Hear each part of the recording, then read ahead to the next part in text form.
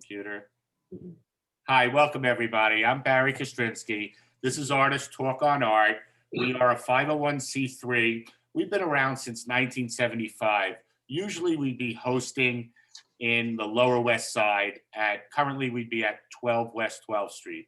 Due to COVID, we've switched to a Zoom platform, a virtual platform, and this is our 47th consecutive Monday. We did miss one, but I'm going to consider it consecutive because that's a lot of Mondays.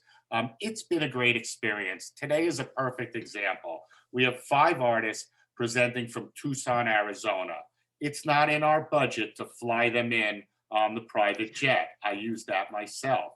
So instead, we're able to get together and gather like this. We've had people, our last talk had a presenter from Spain and someone from the United Kingdom. By the way, all of our talks can be seen on our YouTube channel. And information about our YouTube channel and anything about us can be found on our website. I'll put the link in the chat. It's ATOA-NYC.org. Again, we're a 501c3. All of our talks are free. We appreciate donations and thank you if you can. Any information about that, again, can be found on our website. I want to highlight the last talk was by Alba Soto. It was quite a fascinating presentation on performance art. It is very interesting to go ahead and take a look at the YouTube channel and see it. The full title is Artist Talk on Art. Again, the link is on the website. Before that, the week before, we had Brainard Carey speak, and Brainard did a talk about tools and how artists can use their website, how you can use your Instagram and your Facebook. And again, that's captured on YouTube, and that's totally invaluable. I know some artists who come to our talks, they've actually started to use those tools. Yes, it's a long road. You don't just turn a key and you have 1,000 followers and 100 paintings you have to paint. It's not like that. But Brainard lays out what you have to do. Coming up next, in the next 2 weeks, we have New Latinx Collective. We're going to have that back-to-back, about 5 artists presenting. That's going to be organized by, or it is organized by Veronica Pena, who is our performance curator, and she does the first of the month performance events. Benjamin Johnson has organized this at the prompting of Gunnar Mundheim. Thank you, Gunnar. And I want to thank everyone, first of all, as I always do, everyone here, thank you for your time. That's your most valuable commodity, especially Benjamin, for taking the time to organize this. It does take a lot of emails. You guys went ahead and practiced. I appreciate that. And I want to thank you for your effort and your time. Tonight, we're going to have 5 speakers. We'll have Benjamin Johnson, David Andres, Carolyn Robles, Catherine Nash, and Ernesto Esquer. I probably pronounced 2 of those wrong, but 3 out of 5, 60%. That'll keep me in kindergarten for like 2 years. So without further ado, I'm going to hand it over to Benjamin. These are all artists that are really associated from being around Tucson, but I would say from knowing Benjamin. That's the link here. Benjamin is a connector. He's connected this group. Benjamin, I'm going to ask you to do a light introduction and then speak about yourself and your art. For all the artists, this is your opportunity when you talk to talk about whatever you want. You don't have to summarize all your art. You can talk about one specific part. You can talk about anything you like. Our group sort of knows to ask questions, and they'll jump in and ask questions, and we find that makes for interesting dialogue. I will say there is a chat function. You can always talk in the chat. If you like to ask questions, go ahead. On the other hand, if you're just listening, mute yourself because Zoom is very sensitive to the voice audio. So without further ado, Benjamin Johnson, and thank you, Benjamin, for bringing us together. Well, thank you. Thank you so much, Barry, for making this happen and giving us this opportunity. And yeah, I'd like to extend a big thanks to Gunnar for putting this together or inspiring this at the very beginning. So yeah, this is going to be a nice opportunity for a group of us from here in Tucson to share our work. I'll speak a little bit about me and my work, and then I'll kick it off to David after I share with you some aspects of what I've been up to over the years. Just a little bit of backstory. Originally from the East Coast, just a little bit south of you there in New York. Originally from Philadelphia, Philadelphia and New Jersey. I studied at the Pennsylvania Academy of the Fine Arts, and that's where I really developed, or I'll say, it was hammered into me, this love of representation and traditional painting techniques. And I feel like that was one of the most instrumental or critical parts of my arts education, is going to the Pennsylvania Academy of Fine Arts. I'm so grateful for that. And that was in 2001 that I graduated. And ever since, I've just been kind of meandering my way through different subjects. And over the years, my work has changed a lot, which I like. I've never been able to sit still in my work. I'm always kind of taking left turns once I kind of find a subject. And I also fast forward to, present day or near present day. I moved to Tucson about 10 years ago, and I've just loved Tucson. It's been a wonderful community, very supportive, and then even more recently, I just moved into a new studio. So more so than share actual work, since I haven't even broken in my easel yet. Today I set up my easel for the first time, and it felt great. So I'm looking forward to using it. But I'm in a new space, brand new. So I'm going to share a lot of digital images just to give you an idea of my work as it's changed over the years, and then I can share a few pieces that I have in the studio here. So I am going to shift over to a quick little PowerPoint here that I will run through. There we go. Okay, are y'all seeing that all right? Great. Okay. And can you hear me okay, by the way? Yeah, okay, good. Great. Yes, great. yes. Always good to double check these days. So yes, so this is, I'm just going to start quickly with one of my bird paintings. For years, my main subject in my work, and these are all oil paintings. That's my preferred medium. The main subject in my work has been, or was, birds for years and years. I started bird watching, and it just took me deep down the rabbit hole. And then I ended up spending a lot of my studio time in the field with binoculars on, and these paintings of birds just kind of continued on and on. So I'm going to go through a few of them. This is going back to 2008. It's called Talisman. And this is an egret, and I just love the composition in this. I really wanted to play with some abstract compositions, but still sticking with this representational, highly representational kind of genre. So jumping ahead, whoops, let's see, how do I skip ahead here? There we go. So this is a pair of paintings that I did after, these are each 24 by 36, and this is, I did these in 2008. And this is after a trip I did in Florida, a bird watching trip. I took two bird watching trips in 2008 that were quite instrumental in my work and in my life. One was to southern Florida, where I saw this snowy egret and this roseate spoonbill. And I really loved painting birds in flight, being able to feel the way the light would move through feathers. And photography was a big aspect of my work then, because I could not get a bird to pose for me in the studio, maybe obviously.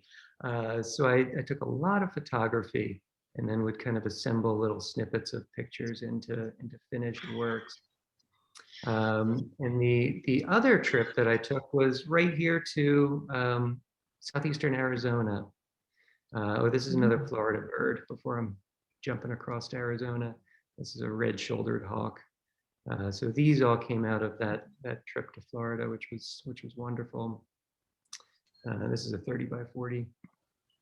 And then these are some Arizona birds that I saw, and I just fell in love with Arizona and Tucson in particular. So in 2009, I packed up a Penske truck and 3 cats and moved across country and I just instantly loved Tucson and continue to see these birds pretty regularly.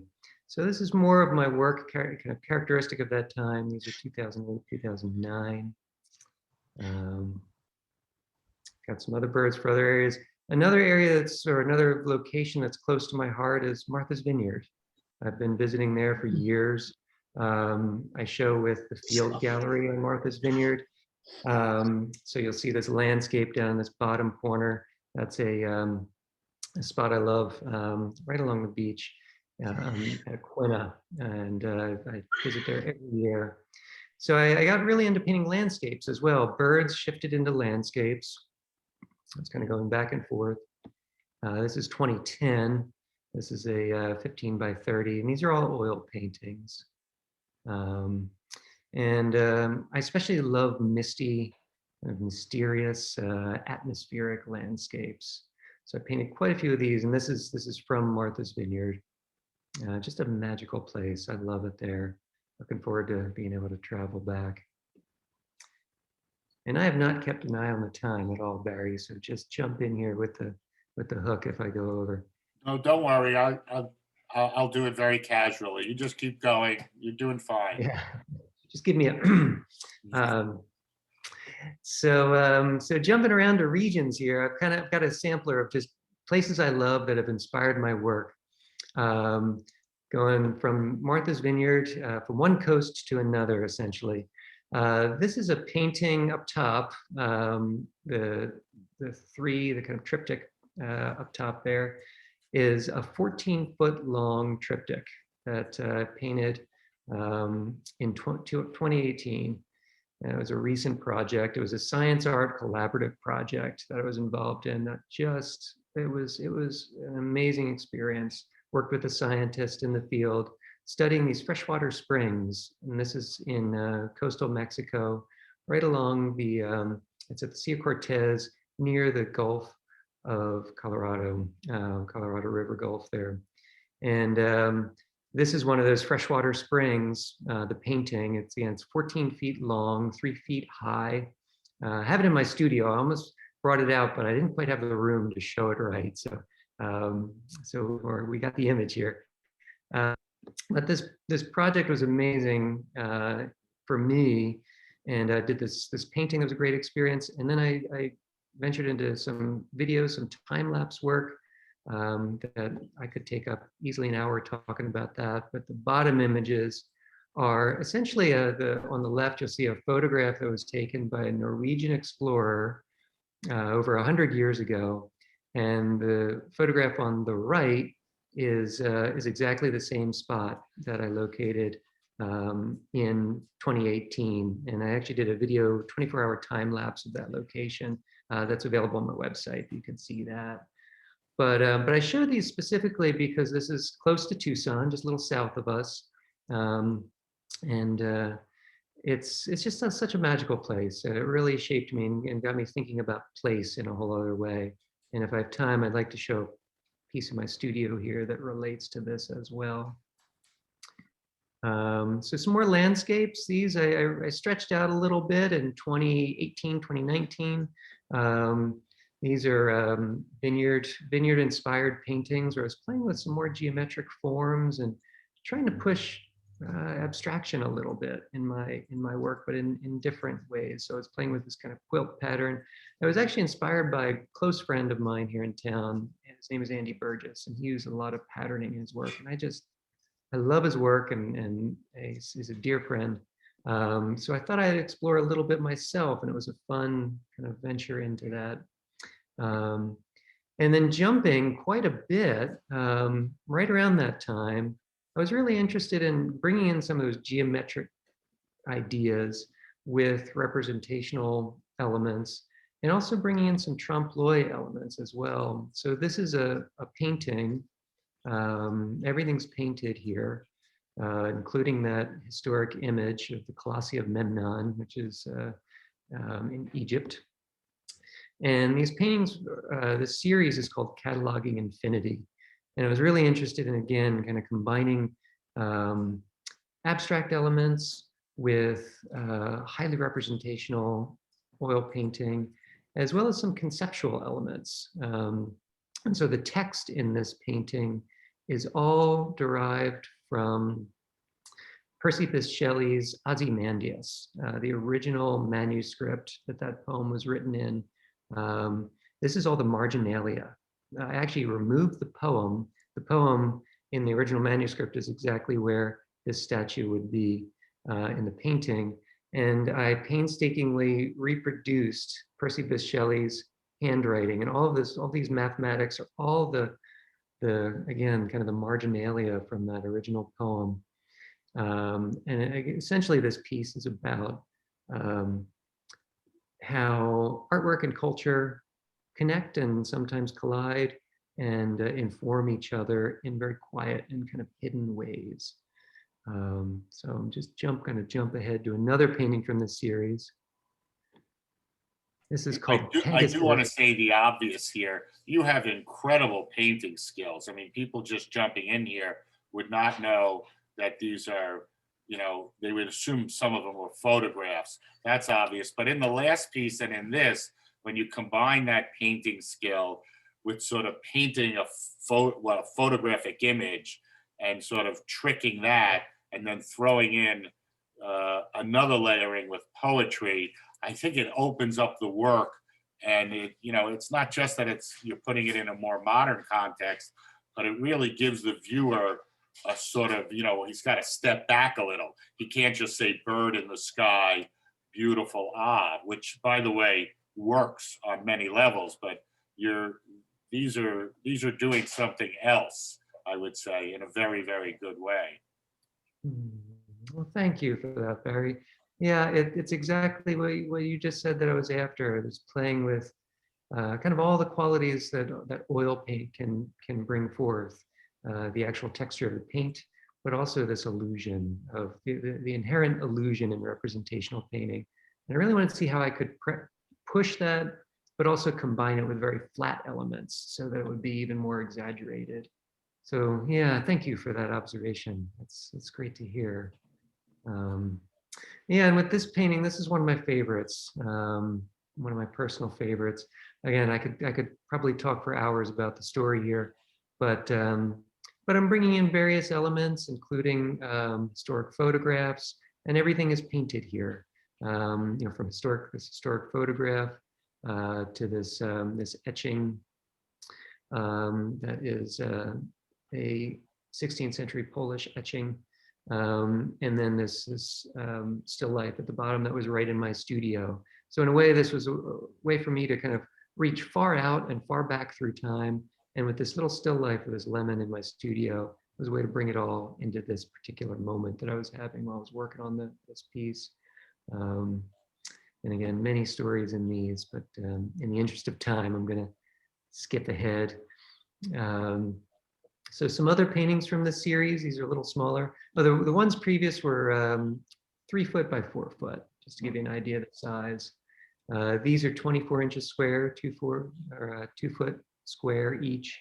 And same thing, I'm playing with trompe. So in the image on the painting on the right with the diver, the stone and the bottle on the bottom, those are all painted on. Each one, these are 2 paintings, and it's all painted. And kind of playing with trompe and historical imagery and teasing out stories there. And then with this work, I did another leap. Still doing the cataloging infinity work, but I got really interested in just the objects at around that time. And I thought it'd be nice to just focus on the objects themselves. Almost like with the birds, you know, you know, this pair of calipers, an old pair of calipers. You know, I like the birds isolated against the sky. So you see them in their own kind of reality, and they self-reference themselves. And same thing with these current paintings. I'm interested in objects that are self-referencing, that, you know, it really calls to question, what is the story here with this object? And just jumping ahead. Same thing here. I've been doing these stone circles. These were collected from the island Chappaquiddick. Again, this is Martha's Vineyard, one of my favorite places. These stone circles for me are very much about place, connecting me with the place where I collected them. And also, for me, they feel celestial. They feel like kind of universes, almost like planets in orbit. So in a way, they're kind of reaching down at stones, but also reaching up at the larger heavenly bodies above us, in a way, conceptually, that is. So that's a 36 or 3-foot square painting, a recent one. And then this is 2020, last year. I'm kind of back at the birds again, but I'm sticking with my singular objects. These are 2 paintings. The one on the left is a falcon feather that's just shy of 2 feet by 5 feet. These are larger paintings, or at least that one is. This one's a little bit smaller, 16 by 32. That's a mourning dove on the right side. And I'm kind of going back in a way to my love of bird feathers and flight, but through this lens of the singular object right now that I'm interested in. And then there we have it. That's kind of a quick run through of my work over the years. And I'm looking at time. I don't want to go over time, so I think I'll leave it there. I will just, as I'm finishing up, I'm just going to turn my camera just a bit. I'll show you. This is a stone circle that's in the studio now. This is a 6-footer, just to give you an idea of the size. It's a fairly large one that I did. And this is the painting that I was referencing as I was talking about that Mexico series. All of these stones were collected at the Delta, where the Colorado River meets the Sea of Cortez. And these stones are essentially the guts of the Grand Canyon. You know, we look at the Grand Canyon, it's this big open space, but that earth had to go somewhere, and it went to Mexico. And so all these stones are essentially transplants. And these stone circles are very much kind of about that, as I said, looking down, but also looking up at the expanse of time, and how we're all heavenly bodies moving around. And I can't help but think of a macro micro play. When you look into something small, micro, you can see something large. And you know, whether you look into your eye, you can see celestial imagery. When you look at your rocks, the analogy to planets, the way you've arranged them sort of reads like a clock, and I think reinforces your idea about time. You definitely, you have like a beautiful simplicity in your work, whether it's the birds alone or just the rocks, and you definitely open up a whole level of conceptualism in most of your work, and especially in some of those strong combines. I do want to combines of objects and photos. They're quite fascinating. I do want to open it up to questions from anybody. If you'd like to unmute yourself and ask Benjamin anything you like, go ahead.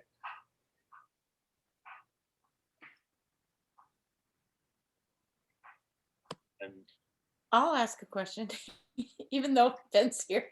Ben, I could ask you any day. I was curious about your juxtaposition of like your painting of the antique photo with the little bottle, and you know, you've got these elements that wouldn't normally be correlated or, you know, put next to them.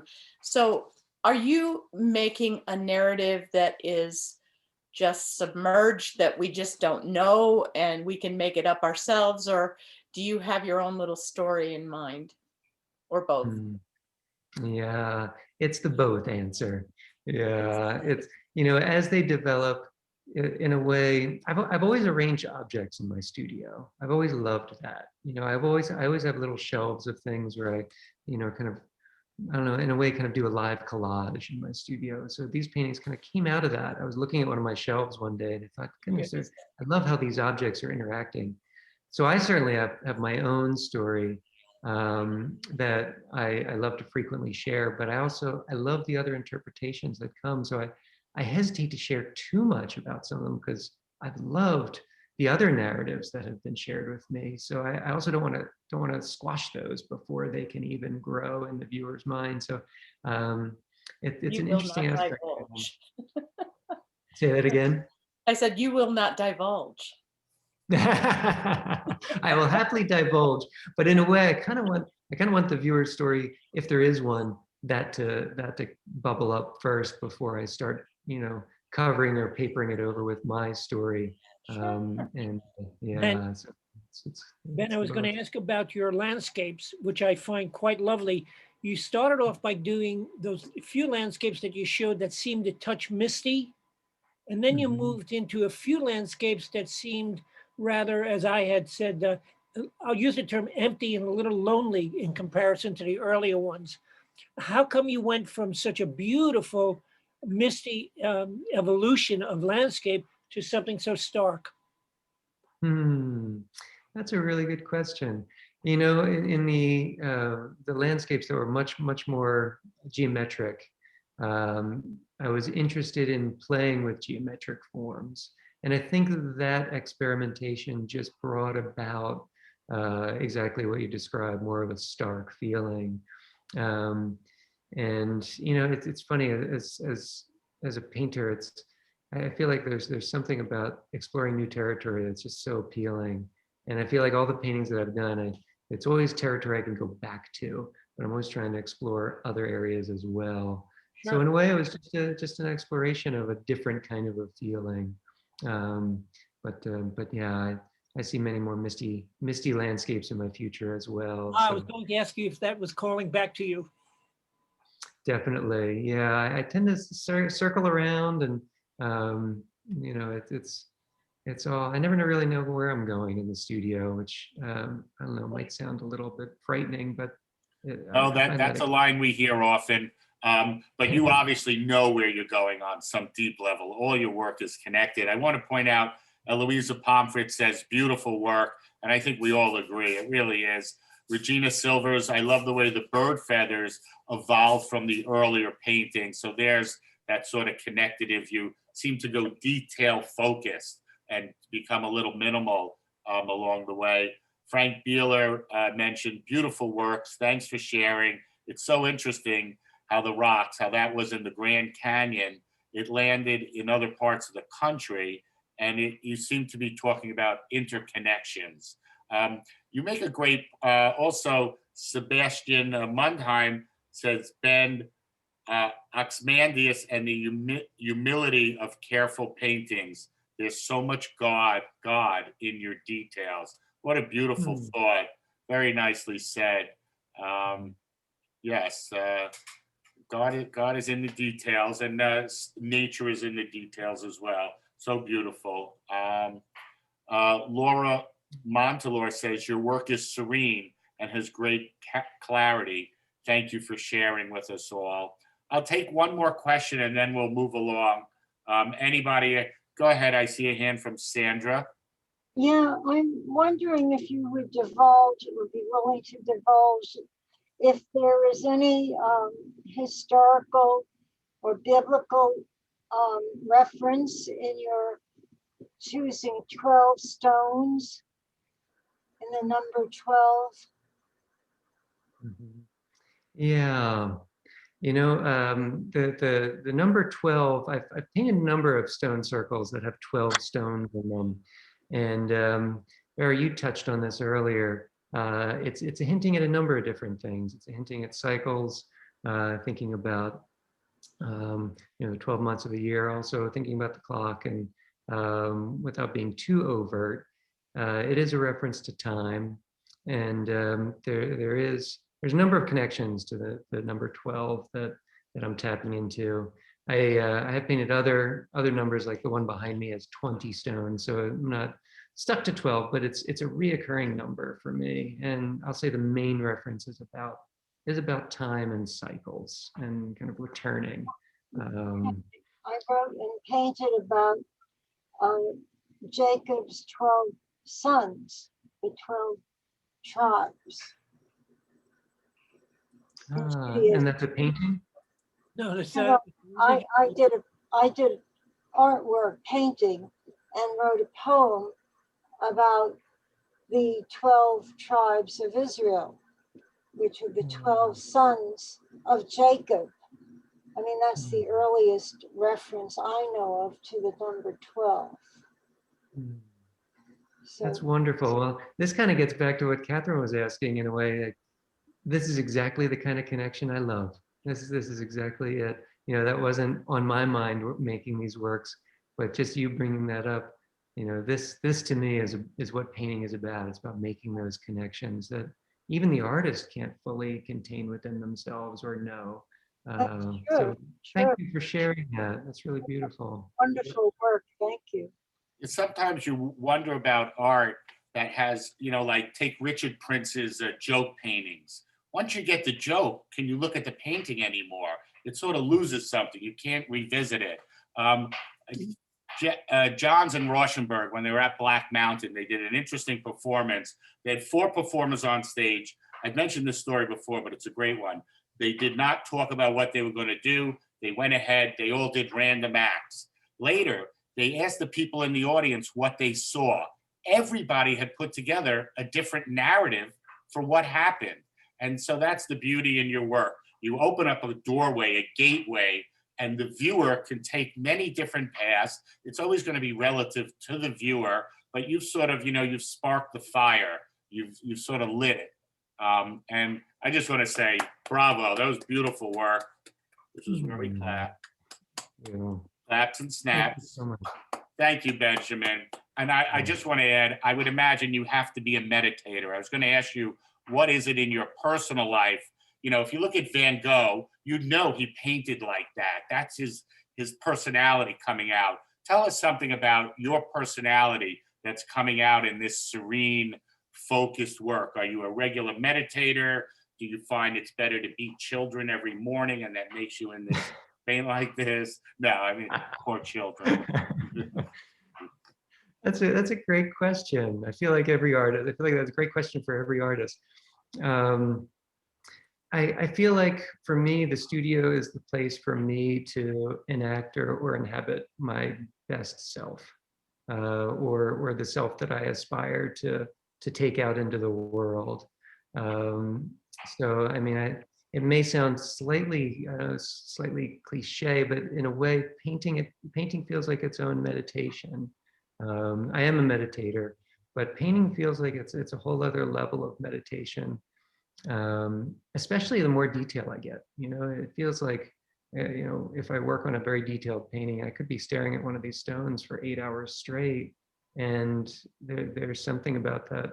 It's almost sensory expanding, and also it's like a sensory deprivation experience as well. And so, yeah, I feel like the studio is the place where I can inhabit kind of the parts of myself that I try to take out into the world, outside of the studio. That's always the trick, right? Yes, very nice, Benjamin.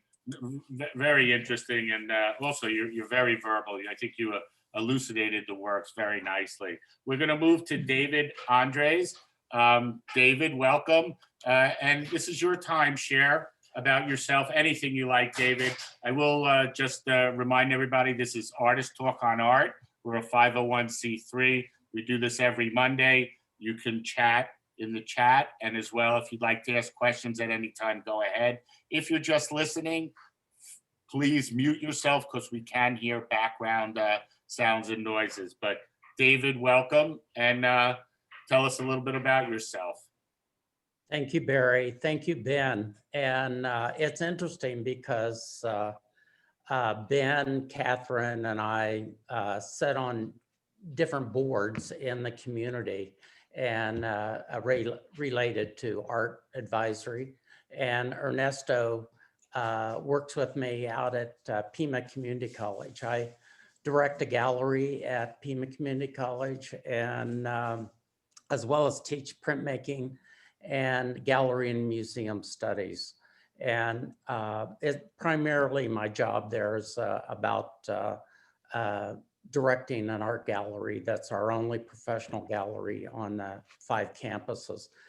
But we also have something else in common because my wife and I moved to Tucson way before Ben, but from the East Coast. We lived in Brooklyn, New York, and for a short time, but we lived there after graduate school. And then I came to the University of Arizona and obtained a gallery and museum studies certificate, as well as another master's degree in education.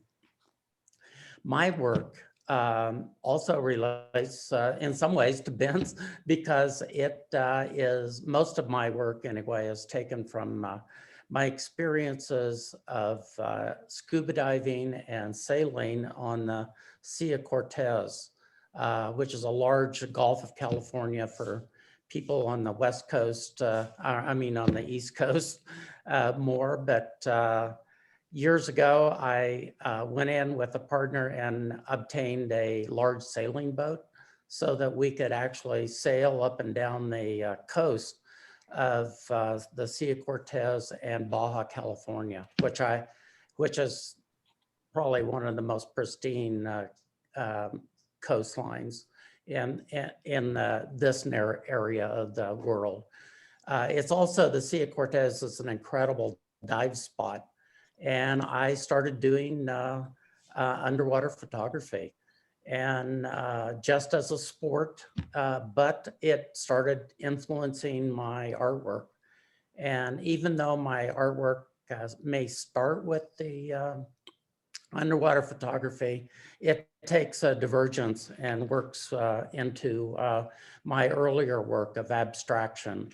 And when we first moved out to Arizona, I was doing more landscape oriented work.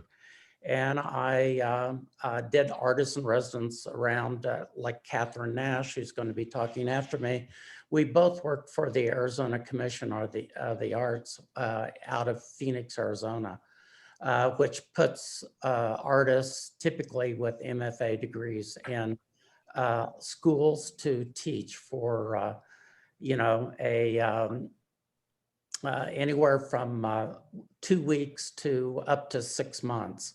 And mine started out with 6-month residencies and then came down, especially once you start building a family, you can't be away as long, sort of thing. But I was fortunate enough to also live in the Dominican Republic, doing an artist in residence program with Altos de Chavon. And it's right on the Caribbean coast. And they're based out of New York City. They're affiliated with Parsons School of Art and Design. And any of you other artists out there, I would suggest this is an amazing location if you want to have time to investigate your art and just go and you know, enjoy the sunshine. Not that Arizona doesn't have enough sunshine. And I noticed in Ben's work, you know, that I think what's creeping in, someone asked about what the difference from the misty landscape. We don't have misty landscapes here. We have bright sun and intense sunlight. And to me, Ben, I think your pieces are really relating to those experiences down in Mexico, as well as you know, what you're referring to in your studio. I know that being in Mexico so much over the last 25 years has really influenced my way of thinking, the type of artwork that I present at the gallery and things. So I'm interested in my own work though, with environmental issues. And it's basically based around the concept of what I experienced in scuba diving, but found the incredible waste that not garbage on the seashore, but in the bottom of the ocean, I was finding fishing nets and gill nets that had been trimmed or cut, and noticed the decline in the amount of sea life and marine life that was no longer there. And what happened in our instance here was that the Korean government was allowed to come into the Gulf of California and set up, you know, 19-mile gill nets. And they would float through the ocean and just decimate anything that was in their path. Consequently, they would have to cut different animals out for the purposes of like the Vaquita porpoise in northern the Gulf, and different shark that's more in the Central Gulf where I'm more, my work is more based. But it has a sort of a scientific thing, but it's also a guide to what's actually happening in our oceans. So I started gathering and gathering things, bringing things back, sort of like Ben bringing back rocks. I was bringing back gillnet. I was bringing back skeletal remains. I was bringing back all kinds of things that sort of influence my art in my printmaking as well as in my painting. Typically in graduate school, I started painting on really large format pieces, up to 18 feet, unstretched canvases. And when I moved to Arizona, I was more limited in my studio space. So I started narrowing them down and I started building surfaces. And on top, either the floor, because I paint flat, and then on tables, which I'm sitting at one right now in my studio. And I started drawing and then building surfaces up with actual objects. And then I would mold the paper. I use a lot of rice paper in my work and or canvas. And in Arizona, you know, you go hiking and there's tons of mica in the granite everywhere. I started gathering that, grinding it up, and actually floating it in the surface of the acrylic paint. So it became a process almost of creating my paintings.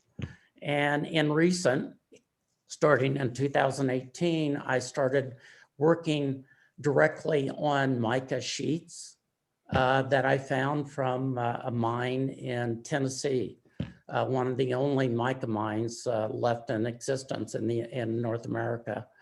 And I started painting directly on them. And I would like to, if I can, share my screen and take you to my website, which will give you some more, I think here, yeah. So maybe I can enlarge this a little bit, yeah, or go up. I don't know if I can or not. I do want to say, I saw your imagery on your website and I'd see one at a time, but just seeing them together in a grouping, I think makes your larger statement better. It's not just that it almost looks like an ocean floor, but this is a series that needs to be seen together as opposed to individually. I just get that feeling. I totally agree, Barry. It's a, this is at the gallery that I direct, and while a show was down, I went out and with my son and we photographed the work in the gallery space. It's quite, you know, I still haven't figured out all the nuances of how to install these pieces. But as you can see, if I can move this over a little bit too. Whoop, I might, nope. Sorry, I'm moving around too quick here on this. And I particularly like the deckled edge, the broken edge, the irregular shape. I think you figured out how to install it. You know, it's very sharply done. Yeah. So I'll go down to, thank you, Barry. I appreciate that. This is the first one that I did. I mainly worked in a series of diptychs, and as the, you know, and they come, I could have got these in 40 by 8 feet. And I thought, well, that's, you know, not knowing the material that much. I used to buy it and flake it up and actually float it in paint because it was much easier, or put it in a blender and blend it so that I could put it in different surfaces. So I'm going to quickly go through these because these actual objects are things that I found in Mexico, brought back, and then made compositions out of them. And what I do— I just have a quick question. What's the material that you're creating on top of? Mica, sheets of the natural mineral mica. Yeah, so it's solid sheets of mica that are like maybe 5 or 6 sheets that are come naturally together, because when they mine them, they actually have they cut big swaths of areas with the mica. So I can. Yeah, I'll do that when I do that. Yeah. So some of them I fragment more, and I repeat a lot of the same objects over and over again, because right now with COVID, there's no way I can go to Mexico and scuba dive or collect these things. So I'm still using a reservoir of objects, and they're not to be referential so much as to just relate to the environment, I guess. And most of all of this series is based on finding things on the sort of the sandy substrates and the rocky, because the Sea of Cortez has a lot of, it's known where the mountains meet the sea, and but there's a lot of there's not a lot of beach. And so there's not, it's limited. So here's some of the fragment pieces that I've been working on, smaller pieces, irregular pieces. You can see how the objects, once I pull them off the mica, they create basically a skeletal surface that is related to the objects that I've been using. This is a more recent one, very fragmented. This one, in fact, I used polymer to hold pieces together. So it was a fragmented piece that I intentionally not cut, but tear, because mica has a tendency to flake and in large flakes. And I had been originally using those in my my canvas paintings, but right now, in those I was, and you can see the mica as I go up and down, the different netting and different things that take off, like on the center part of this, and then going down to the left side, that's actually all pure mica that you're seeing. David, is that actual netting on the mica, or is it like an imprint on the mica? It's more of an imprint, because Okay. what I'm doing is I'm flowing. I'm using golden paints, and they have a product called Flow, and I use that with polymers as well as other acrylic paints, and then I flow it on, but I also brush on objects to get them to stick to the surface. I started out by doing that underneath and then molding the canvas to the top of it. These pieces are direct imprinting on top of the actual objects. Thank you. Norma Greenwood, one of the board members at the ATOA, says, beautiful work, and asks, where did you find large sheets of mica like this? We're used to thinking of mica as these little chips that sort of reflect light in rocks. And I too am sort of perplexed. You're finding large sheets. It ends up looking like paper, but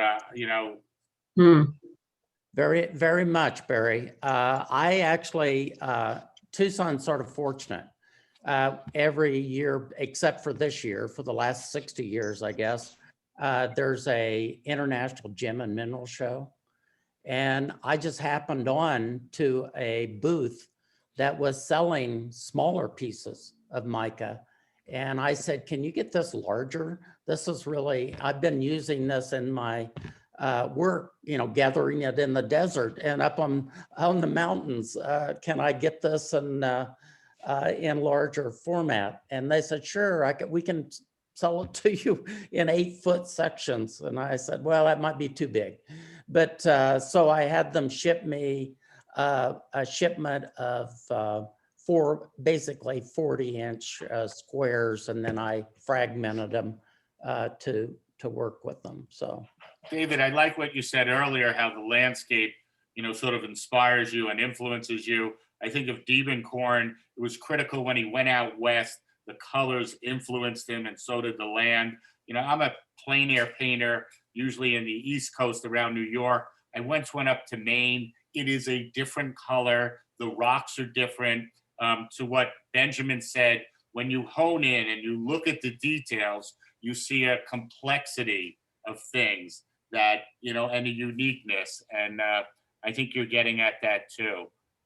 Any more? We'll take some questions, and David, continue going on. You have more time. okay. I'm just. Well, this, I wanted to show you because of being isolated, I guess, over COVID, I've gone back to working with canvas and putting objects underneath and on top, which I had done before in past series of works.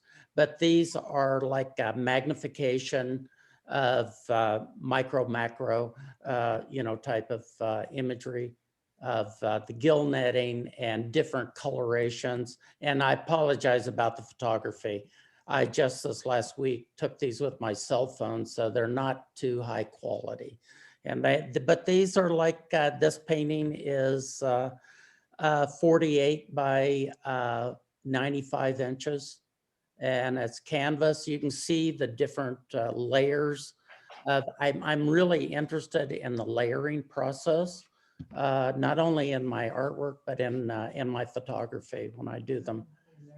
Yeah, there's 60 to 80, sometimes 100 layers of paint on these surfaces. Wow. Fran Beeler says, compelling work, the intersection of human-made artifacts with natural materials, enhanced with the flow of paints, makes a very strong statement. Sebastian Mundheim says, beautiful topographic fragments of understanding and experience. I imagine even more beautiful in person. I wonder how you think about the contradiction of using materials like plastic, acrylic, as you contemplate the destructiveness of plastic. I ask this because I am also making work about nature and often ask myself about the contradiction of making these things while wanting to respect the natural world. I understand our impact is tiny as art makers, but I still think about it. I love the poetry and visceral quality of the work. They are really so appealing. There was a lot in there. Feel free to attack any part of that question, and very well said. Sorry, David, this is Larry. I just wanted to tell you. Larry, just one sec. Let's let him answer the first question. Oh, okay, absolutely. Sorry. Well, that was many questions involved in that that comment. Yeah, go ahead. My big thing about the plastic is that I'm finding it at the bottom of the ocean and I'm picking it up. I'm bringing that back to make awareness of all of these things that are being cast aside by our society and bringing them back and trying to make maybe sometimes too beautiful of paintings, but to bring awareness to what's happening to our environment. They say, and I've read this in the New York Times, that in 2050, there's going to be more plastic in the ocean than there are fish. And that's a depressing topic, but it's also one that we need to be aware of so that we're not eating fish, if you do eat fish, that are ingesting all of these things. And they say most fish now have that plastic bits in their contents when there's a whale in the Gulf of Mexico now where there are only 50 left, and they think that they're going extinct now from the nets, from the fishing nets. Yeah. Well, the Quita porpoise in northern Gulf of California, there's only 12 left, and they have designated areas, and Ben knows this as well. We sit on this board that brings awareness to these topics. And I belong to a group on the Sea of Cortez called SATO, and it's through the University of Arizona. And they are trying to get fishermen to be aware that you're trying for one, one topic or one fish, and you're decimating the entire population of these other animals and fish in the whole area.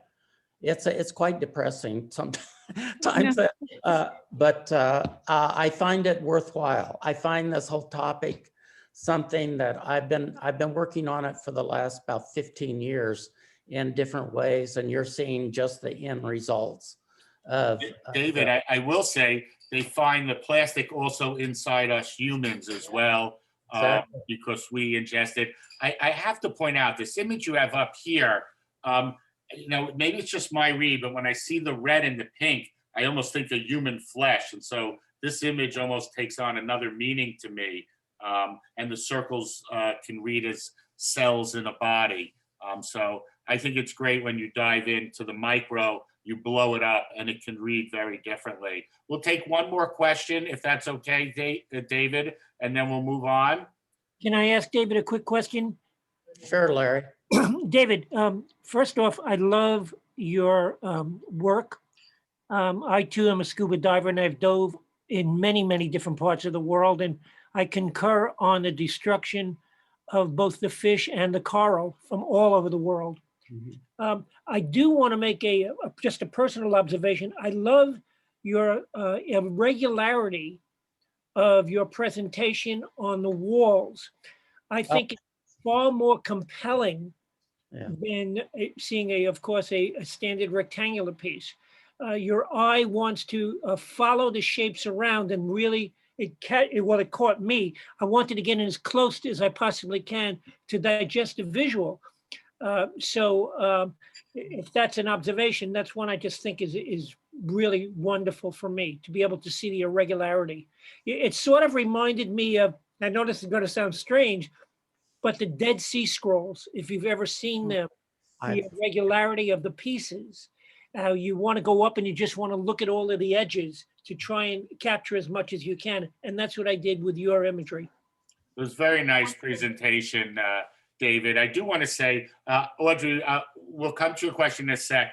I didn't read, but Elaine Forrest said about your work, Ben, that it was beautiful work, serene and centered. This is the earlier presenter. Obviously, you love your subject matter and totally connect with it. And Ben, I want to say to you, those things, when you line up in your objects in your studio, that's a sign of a curator. That's something, there's a fine line between doing art and then just doing things that really are art. And there is an associated skill. Jasper Johns had a bunch of things in his studio, and he hit a problem with a painting, and he went ahead and he grabbed them and he put them into the painting. So they can find their way, the objects, and create a story. Audrey, you had a question. I'll unmute you. Hi there. So I'm reading them on the screen as kind of low relief. So I'm not quite sure sometimes whether I would categorize them as a painting or as a low relief sculpture. And back to the issue of using the polymer, using the plastic paint for the surface and for transferring and for embedding. I'm curious about the physicality of the pieces that I might not be reading off of a computer screen. So since mica is something that flakes, and I understand that the surface is glued down to some extent by the materials that you're using, how delicate is it, and how much of that the physicality of it flaking off ends up becoming kind of introduced and reconfigured into where it was going originally? Am I making myself clear? Yeah, I think so. The pieces are, I intentionally tried to rip them up, after I started working on them. After I first did the first couple pieces, I was thinking, this irregular surface is more interesting to me, because I used to work on handmade rice papers. And I love that, that area. I actually used to sew them in big with seams, so to enlarge them into much larger surfaces. And I've also been a paper maker as well, not to the extent that Catherine Nash has, but by any means. But and this whole thing reminds me of fragments of paper. And the acrylic paint, though, is something, or the polymer with it, allows me the flexibility, I think, to keep all of the flakes sort of intact. Now, whether they flake off on the edges, I'm okay with that, because what I do is I sweep those up and I end up incorporating them into the next painting. I've got bowls of them, around, and I'll get into the vehicle when I leave my studio and bring them home, with me on my clothes. It's such a, I don't know, there's something about it that's rewarding. Larry, to answer your question though, about the going back to more of a stretched canvas presentation, the mica mines are so limited. And right now with COVID, I cannot get them. So I'm, to continue working though, I've gone back to, this other surface that I'm familiar with, just to make sure that I can continue functioning and working, because art keeps me alive and really sane. So it's something that I've got to do. Yeah. David, Yes. I've been working as a hand paper making. I've been into hand paper making since, 1990. And I work in shapes, and I create whole wall size configurations with those pieces. And I could see you doing some of that with your work too. Very exciting. Thank you. I used to, back in the 80s and 90s, when I was doing the artisan residencies and teaching paper making to, elementary age and high school level. Exactly what we did with them. We tried to make them as regular as possible. And I think it all just comes back to you innately, without it being a forced topic, Yeah. Very nice, Fran. I think that really elucidated where his working with that edge came from. I do want to point out, yes, art sort of feeds us and keep us alive, but we know materials of art can be quite toxic, whether you're a ceramicist, an oil painter. Yoram Gelamas, is there any chance of ingesting mica particles from the air when you break off mica chips? In other words, are there health hazards associated? I don't think so. They're too heavy. They don't float in the air. And I do sometimes wear gloves and, a mask, but typically they're so solid, big flake. I don't know if I can, I don't know if I can show you this one. Would you get that bowl?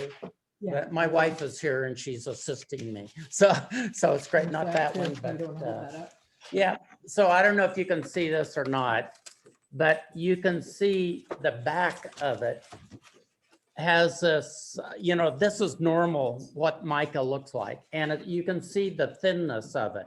This is still about 5 or 6 layers of mica that come this way. It doesn't come as a single sheet of things.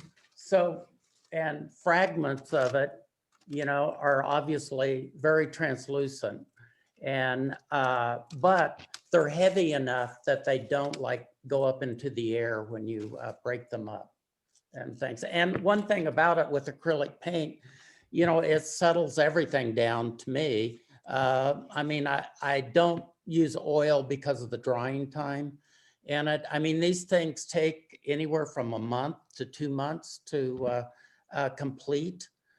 So it's like I've got to be working on numerous pieces at one time to make my production, Very nice, David. Thank you, guys. Very nice. Thank you for that. Yeah. We're going to move on to Carolyn Robles. Carolyn, welcome. Again, this is Artist Talk on Art, ATOA. We're here every Monday. If you miss any of this or you want to see some of our old talks, it's on our YouTube channel, which can be found on our website, just as this will be put up tomorrow. And you'll see I do a nice sort of recap. I'm constantly scribbling notes down here, and I'll put quite a long summary at the beginning of the YouTube. So Carolyn, welcome, and tell us why did you leave the East Coast and settle in the West, or is anybody born in the West Coast? Well, thank you so much for having me, and thank you, Ben. And also, I just want to say I had the little clap up there for you, David. It wasn't for me at the very beginning of this. So, actually, I'm from here. I was born in Tucson. So the big painting that I'll be showing you that I just started working on actually has like some really big roots for here. So I'll be talking to you a bit about that. And so I'm in my little studio, and I wasn't sure if I should show you around a little bit or if I should just show you on a PowerPoint some work. So I don't know what I'd say both. Maybe start with the PowerPoint. That sort of settles us in. And we always like getting, spun around the studio. It's very active. Okay, all right, sounds good. So let me share my screen.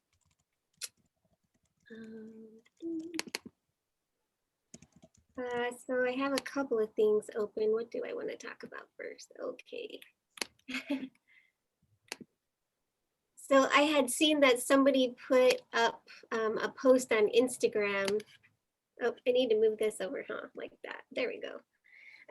And they put one of my falletas up there. So I wasn't planning on putting this in here, but I thought I would since it was put up there. So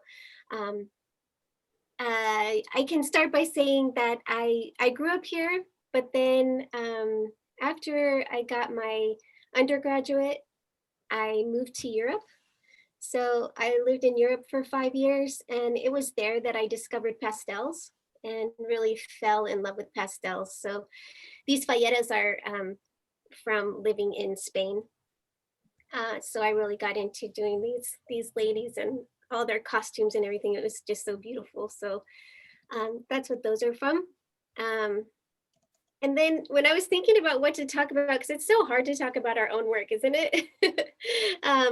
I was thinking about, instead of like really going into the ideas of things, because I feel a lot like Ben does, where if you give too much information, you take away all the possibilities, and you take away, the entry point for somebody else to connect with it. So sometimes, you don't want to say too much. But I thought what I would talk about is just that I'm feeling like I'm kind of coming full circle now, which is kind of a nice feeling.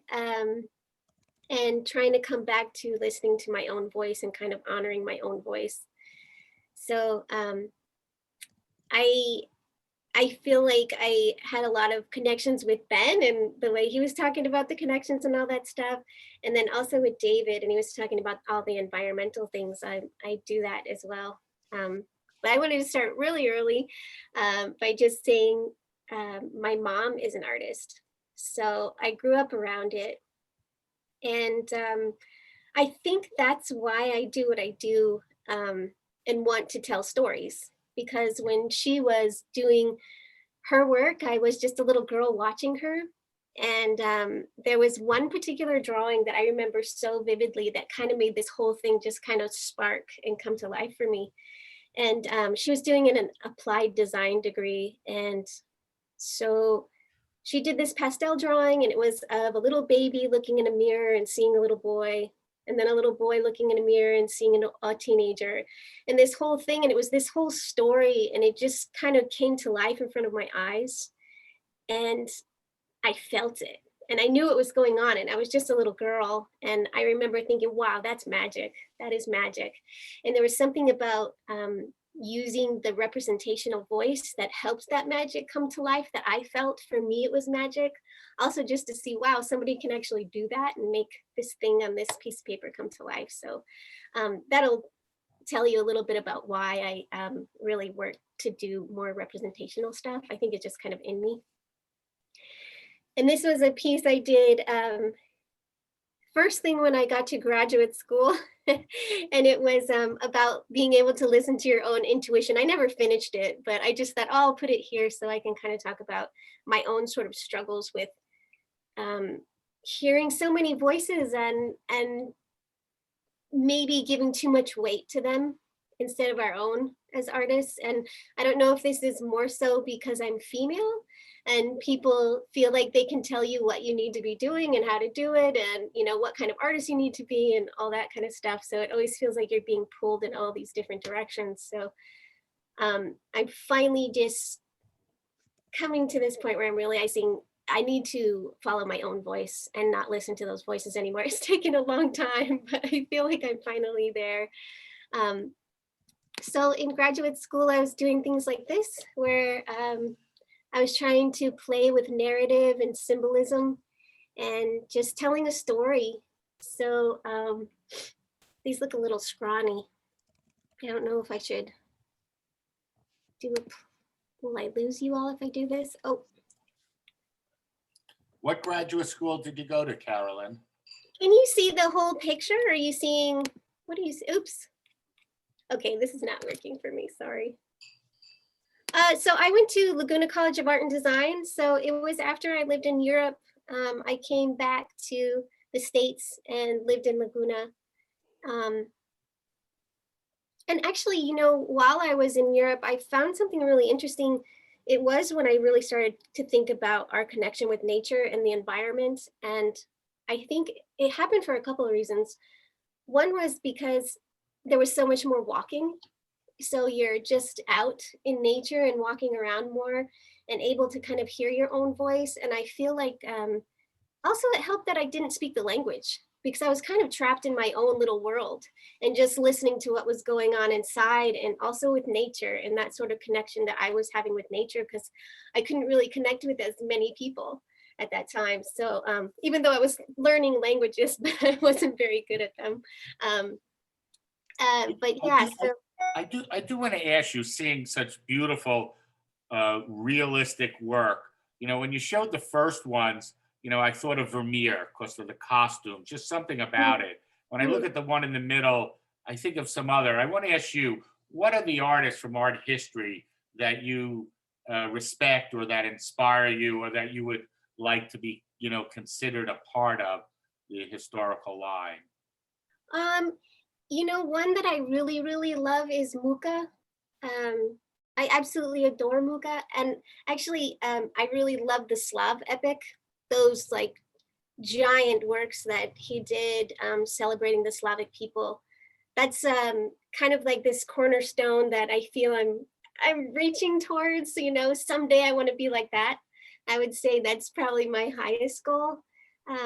But, you know, just walking through the Orsay Museum, you know, any work, I mean, pull any work off the wall and it's amazing. So yeah, all those works. And then also, you know, in the Louvre and looking at the historical works. I love the history paintings. The history paintings, those grand paintings that tell all those stories, I think are fascinating and incredible.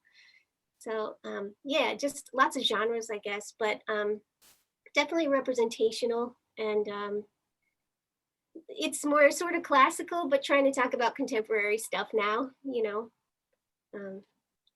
Yeah. I hope. Caroline, can I ask the question? Can I ask the question, Larry? Barry? Yes, I go just ahead, want- Ilse. Do you work from a model or from a photograph, or for all the figures, or do you have anyone who dresses up like this, or how do you do it?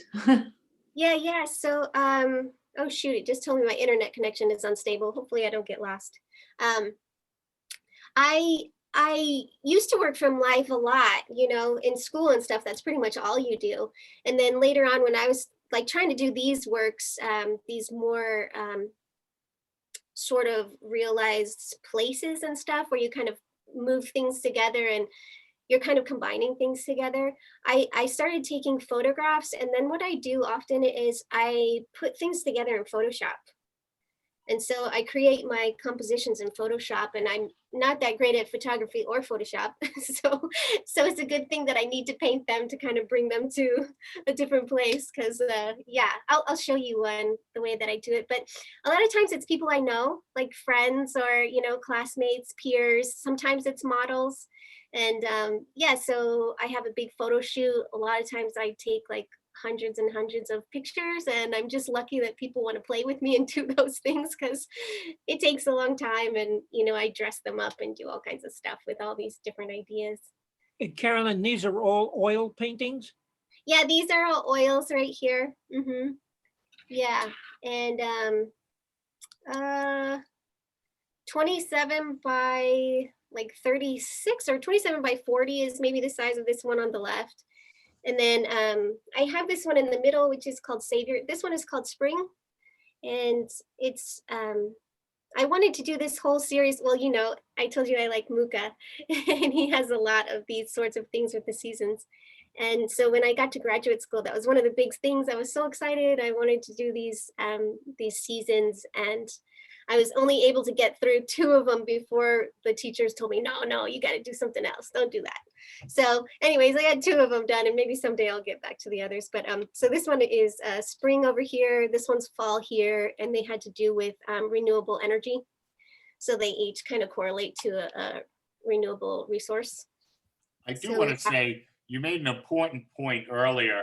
I remember an artist she did her MFA. When she came back, she realized she had to go inside and find her own voice.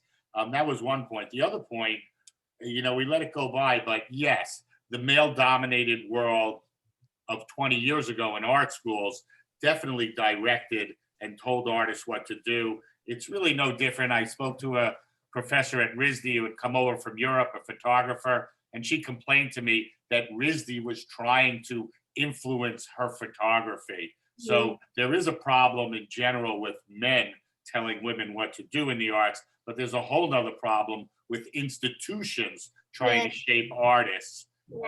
That's a whole nother issue. Yeah, it sure is. It's a big issue. Yeah.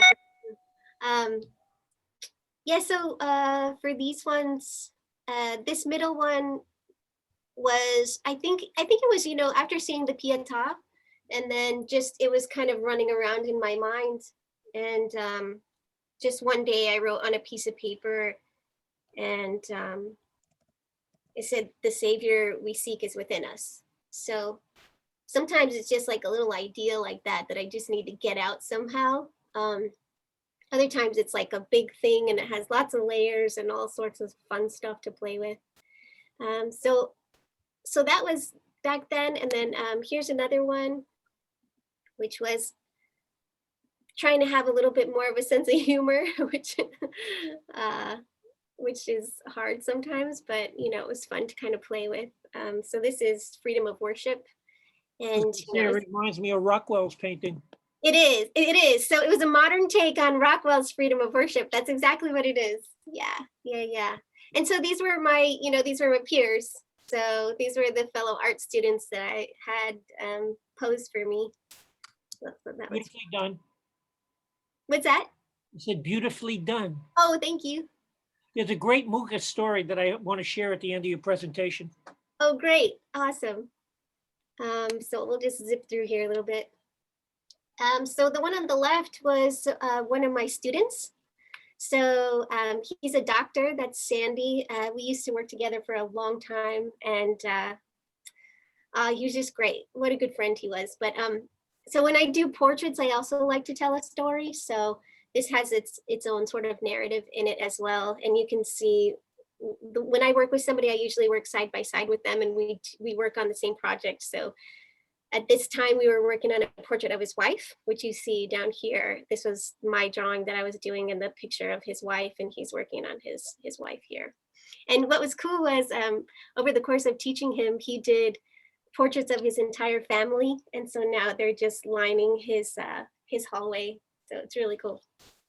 I have to point out, you know, it's an old school trick from the 16th century when you can do an image like you have in the foreground of an image of a work, and you have it not straight on. It takes very strong painting skills to be able to do that. And believe me, artists in the past, they were doing that to let you know that they could as well. I totally respect you doing it as well. You know, you've got the diagonal compositionally bringing you in. The edges of that paper brings you to your central figure, and then brings you up to the objects that, you know, reflect what he's about, that he's a doctor. Very well done. You know, beautiful work. Thank you. Yeah, those things on the shelf are his collection of Oaxacan animals. So that was a really cool collection that I got to look at every time I got over there. It was pretty neat. Obviously, he was a radiologist, since you have Yes. painted. That's right. That's right. Exactly. Yes. Yay. Success. So I did that part right. Yeah. Thank you. Yeah. You're welcome. Yeah. And then this one on the right. So these are pastels, actually, I should say. And they're big. They're large pastels. This is a pastel on the right. And this was a woman when I was in Florence who was making these little origami bugs out of leaves. And I just loved the whole scene because, you know, it was mentioned earlier how when we do our art, we're kind of meditating. And that's exactly what she was doing. You could just sense that that's where she was. She was just so much in creation that she wasn't paying attention to all the people zooming by and all the noise and all this stuff. And so that's what that one was about there.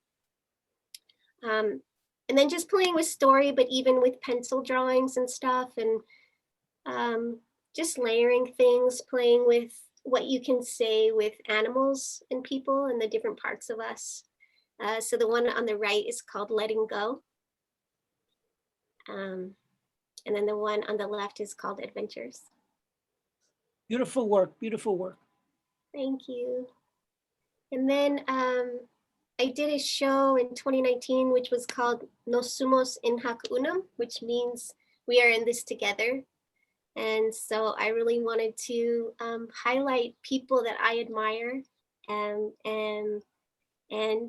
have people look at them and try to step into their world a little bit.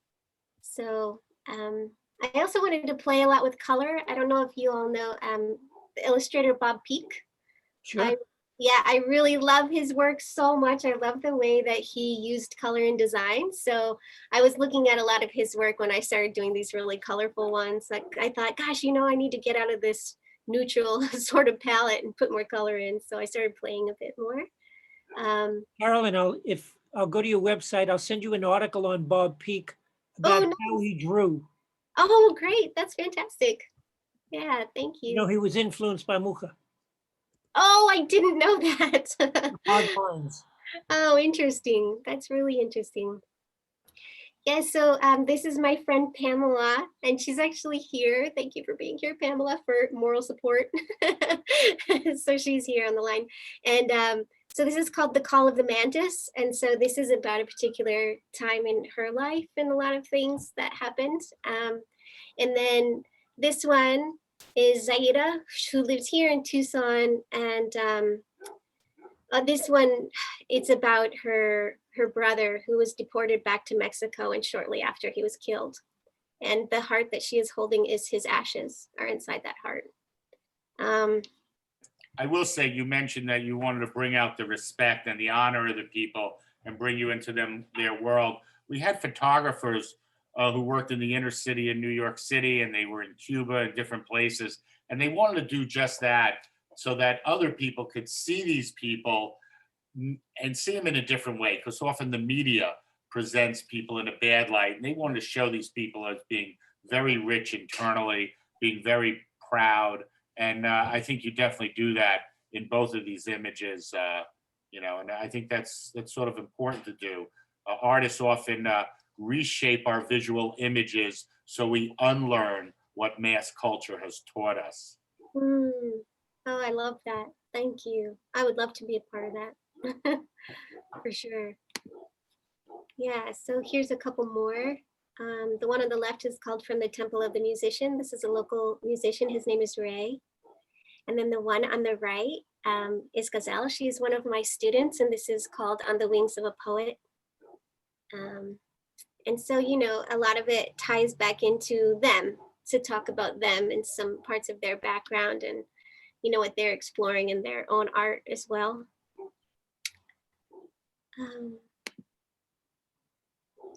The one on the left here is Repairer of Souls. And this is a good friend, and she is really getting into meditation and also in a way that is kind of about emotional literacy and helping people to kind of dive deeper into their own emotions. And it's really fascinating. So she's working on some stuff for that.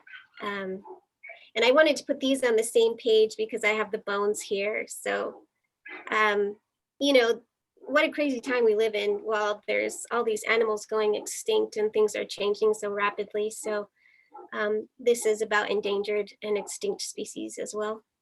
And this one's kind of about putting the pieces together. So putting them back together. And then I know for some people it's been a good time for creating this last year, but for me it really hasn't been. It's been rough.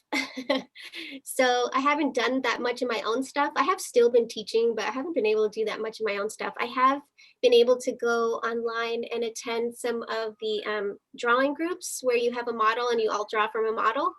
So that's what many of these are from that, not all of them, of course, but many of these are from that. And I was just playing again with color and just exploring something a little bit different. So these are really little. They're either 5 by 5 or 6 by 6 inches. And they're also pastel. And I use a lot of velour and suede mat board for my pastel pieces. What type of pastel do you use? Oh, goodness. Or do you do pastel pencils? Oh, a combination of both, but most of the time it's the sticks. And I would say, I'm gonna butcher this, but Girault, that's my favorite kind of pastel. Yeah. I do want to read a couple of comments. Fran Beeler says, beautiful realism and wonderful storytelling, Carolyn. Love to see it. Sorry. And that's her point. Norma Greenwood, beautiful and sensitive work. How large are they? I think you mentioned these are smaller. The others were 2 feet, 3 feet. Am I right? Yeah. So like the Repair of the Souls, this one right here, I can actually show you in a second. It's 30 by 36 inches. Okay. So a lot of these are larger pastel pieces, like 30 by 36 is also this one. This one's a little bit of a different dimension, but kind of more or less around that size. Somehow I end up creating people that are half-life size or somewhere around there in my paintings. And then these pastels, they got much bigger, which was totally different for me. They're like life size, which is pretty crazy. But Do you want to show us very quickly around the studio? Yeah. We're going to be going late tonight. We'll be going to 8 o'clock. We have 2 more artists. But Carolyn, show us something around your studio. One of the, Mitch Pilnick, who's a board member, was curious about the painting we see right in your background, Okay. right behind you. But Yeah, feel free to discuss a little bit more on anything you like. Okay, so stop sharing and show you from here. So hopefully I can do it from my computer. So let me see if I can see what I'm doing. I guess I need to pin me, huh? So I can see. Oh, okay. So, whoop, that's that one. So this is called A Bridge Between Worlds. I don't know if I should stay on that one very long. And then let me just show you around a little bit. So I have art all over the place. It's kind of all over the floor and just kind of stacks and stacks of work. A lot of things are behind glass, so there's glare, but there's a little Fayetta painting here. And then this is one of those larger pastels. And then I'll just pan around. Nice legs, mannequin. So yeah, I have mannequins so I can dress them up, and that's helpful for doing portraits and things. So that's this one, and then this is that large red one is back here that you can see. Oh, she's back there. There's Pamela. you So can see- those are all pastels? Yeah, most of these are pastels. There's a couple oil paintings. This one's an oil painting here. So environmental themes. And then there's Savior. That's an oil painting. I'm not sure if you can see it very well. No, we see it well. Again, you have incredible painting skills, but you also, that's not enough in the art world. You know, you have to bridge it together, tell a story, and there's no question about it. You are doing just that. I'll open it up to one question and then we'll move on. We're just going to be a little late. That happens. We have a lot of interesting and exciting art. If anybody would like, just jump in. Barry, can I make a No, comment? Larry, I gotta have somebody else. I gotta give someone Okay. else a chance. I can also show you just really quickly the painting that I'm working on now. So this is the beginning of it. So it's just the underpainting. I thought it was 6 feet, but it's actually 5 feet, 5 feet by 3 feet. And if you want real quick, I can actually show you just the little mock-up of it. If that's okay, I can just show you really quick. Sure, and while you're doing that, I'll point out Elaine Forrest says, Carolyn, you really have a way with light. Your pieces glow. Oh, thank you so much. That's so nice to hear. Susan Tiffin says, amazing work. And Lawrence Wheaton said, a bridge between worlds is wonderful. Mitch Pilnick agreed. Thank you. So yeah, I feel like I'm coming full circle back kind of to a bridge between worlds. On this next piece, it's almost the exact same size, and I'm gonna explore like creating a larger world to be able to say something. So this is about the cycles of conquest. So I feel like this is an umbrella topic that I'll be able to explore with a lot of different works, you know, coming in this year. Very nice, Carolyn. Thank you. Thank you so much. No, thank you. Beautiful work. We're going to move on to Catherine Nash. Catherine, welcome. Again, we're Artist Talk on Art every Monday. Come join us, spread the word. If you'd like to be on our mailing list, go on the website. You'll see my email. You can reach out to me, anything you like. Catherine, take your time, and we will definitely have time for Ernesto. We'll be going to 8 o'clock. Pizza will be delivered, and then we'll pick it up and continue. That would be good, though. Catherine, welcome. Tell us a little bit about yourself and share anything you like. Well, thank you. Well, I'm going to do it a little differently because just in the way of saving time, I thought I would talk while I took you around my studio. So first off, thank you, Ben. Thank you, Barry. This is fantastic. I love seeing David and Ben again and meeting Ernesto and Carolyn. It's great. We have a beautiful community here. I think that's why we kind of stay here. But East Coast, I have family in 4 of the 5 boroughs. You know, my dad commuted to Manhattan every single day for 45 years. So I grew up in the city, basically. And so, but you know, I thought what I would do, and this is a little, I didn't clean up for you. So basically I have, I can just show my studio. Sorry, I have another business, so it's quite a big studio. I built it with my husband. And so I have an area here that's kind of my inspiration desk. It is full of objects from my travels. I've lived abroad quite a bit. I'm a specialist in Japanese papermaking. So I've lived in Japan, gone there twice. I lived in France, and it influences me. So this basically is, sometimes I come and grab something, like I'll be like, you know, this is actually something I made out of clay and racoud it, and it becomes an element in my assemblage. So this is kind of a repository, and I get to live with it. And so as I turn around, and I don't have a phone, I'm using my laptop here. I have a couple of new works. They are totally, I don't even see, they are not at all finished. It's the underpainting of 2 new works. I am getting ready for a show in April to May.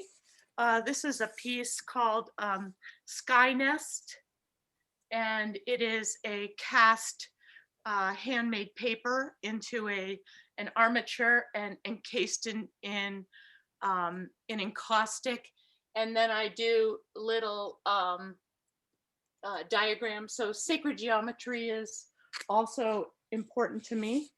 And you will see, this is how I do it. I set up, I can't see, so I have to kind of look.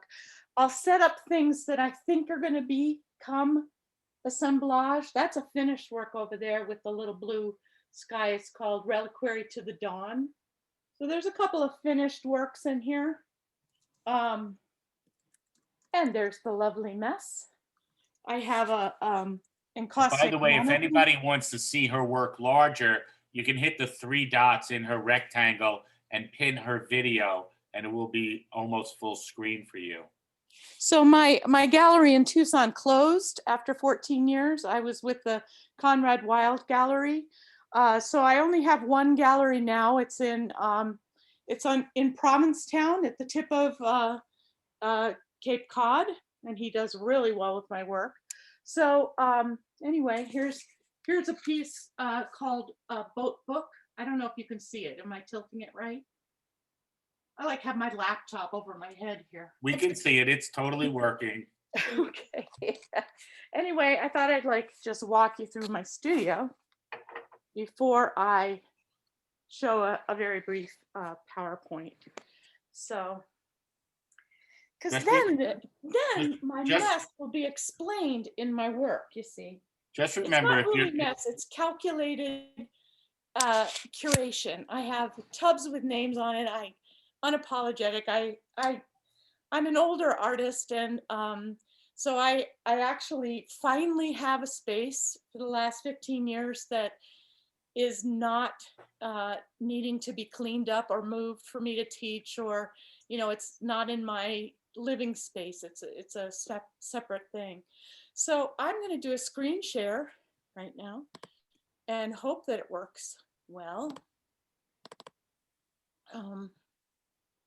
That's so working. I don't know how to get it large. Let's see, view, play slideshow.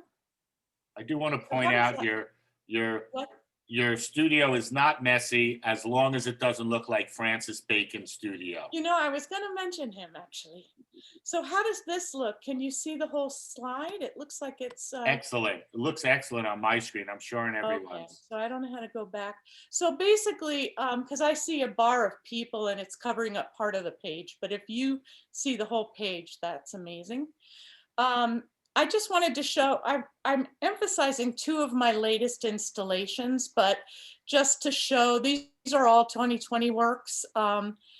And they are assemblage that are, a lot of people say Joseph Cornell, and indeed I love Joseph Cornell, but I don't really think about other artists at this point in my life. I really am focused as far as influence. I'm not looking to other artists.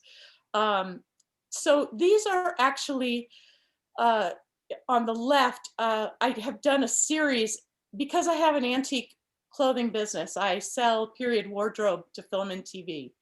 And I get a ton of antique jewelry boxes that I threw in a bonfire. So the one on the far left is inserted, the little encaustic night sky is inserted into these burned jewelry boxes. So I also am concerned with the environment. It's coming out in a different way than David's. But, so the idea of the beauty of the sky in these burned jewelry boxes, we need to be so careful about how we are, treating our planet. Then there's I consider them visual poetry. The elements are put together intuitively rather than, pre-thought. They kind of come and go. Like I had a few over here on the tables that are beginning, and I'll move pieces around. So anywho, so I wanted to just say that, you know, I'm really influenced by nature. You know, it's the experience of being in nature that is what I try to share. And also the idea of dream, you know, moments that feel very dreamlike and where you're not necessarily, you're transported outside of yourself, and you are interpreting, you know, what's going on in a not so everyday way. I don't know how to say that better than this. These are some photographs I took while I was living in Europe, and they feel like dreams to me. This is the Southwest, but it also feels very dreamlike. I've lived in Arizona. I moved out from New Hampshire in 1983. I got my BFA from the University of New Hampshire and my MFA from the U of A here in Tucson. But I lived in Flagstaff for a couple of years before, and my first husband was a speech pathologist on the Navajo reservation. So I've had the opportunity to be at Kiva dances at midnight, 2 a.m. I have tremendous grounding when I think of my friends in Hopi and Navajo. I have a lot of friends there, and and also Tohono O'odham as well. So I do pay respect to them by trying to understand this land and where I am. It's hard to say. Catherine, I will say, you said it all very well. That last image that you had up with the object with the rust in the foreground, it certainly mimics what's going on behind. You have the micro in that front object, those horizontal sort of drips of iron. It really does read as the macro landscape. And what's interesting is you are in many ways very different from the other artists, but you're not. You're just using different materials and you're making a similar statement. So I think Benjamin has done a good job by bringing diverse artists that really are linked. So it's not always that the form has to be the same, but there is something underneath that is parallel here, and it's sort of obvious. Continue. Yeah. You're doing great, Catherine. You know, I was trained as a trompe drawer. I can draw. I teach perspective and animal sketching and plein air painting out at the Arizona Sonoran Desert Museum. So my work is very realistic when I'm teaching. I taught figure drawing for many, many years, like 20 years at the drawing studio here in Tucson. But the figure has disappeared, and it's more about plants and the land and the sky. I am a paper maker. I'm addicted to paper. I admit it. My name is Catherine Nash. I'm addicted to paper. So, and what I love about it is the idea of you're really taking your media back to the essence of it. So I have worked in greenhouses and nurseries and garden design for 12 years. You know, we are very creative as to how we put ourselves through school. In fact, one of my friends is on here, and we used to cut roses at the Madbury Rose Garden in New Hampshire together. So hello, Miss Ellen. Thank you for being here. And that was like in 1979. So I also am very involved with earth pigments. I worked with a colleague from Oslo, Norway, and we developed a technique of filtering the pigments out of earth in the early 90s. I taught it in Sweden, Norway, and France. So this was when I was teaching it in France. We were in Roussillon, which is right near the Lascaux caves and other caves. So pigments and paper combined evolved to wax. And you know what? It has nothing to do with media.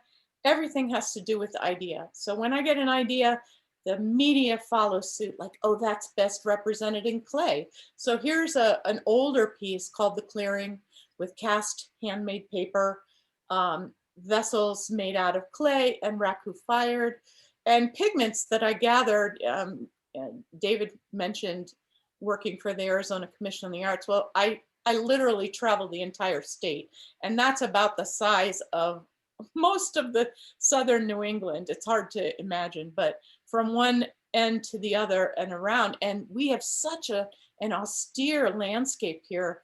The road cuts reveal ancient layers of land and color. So these are colors I gathered. This is probably from 1992. Also, And, those layers also reveal time.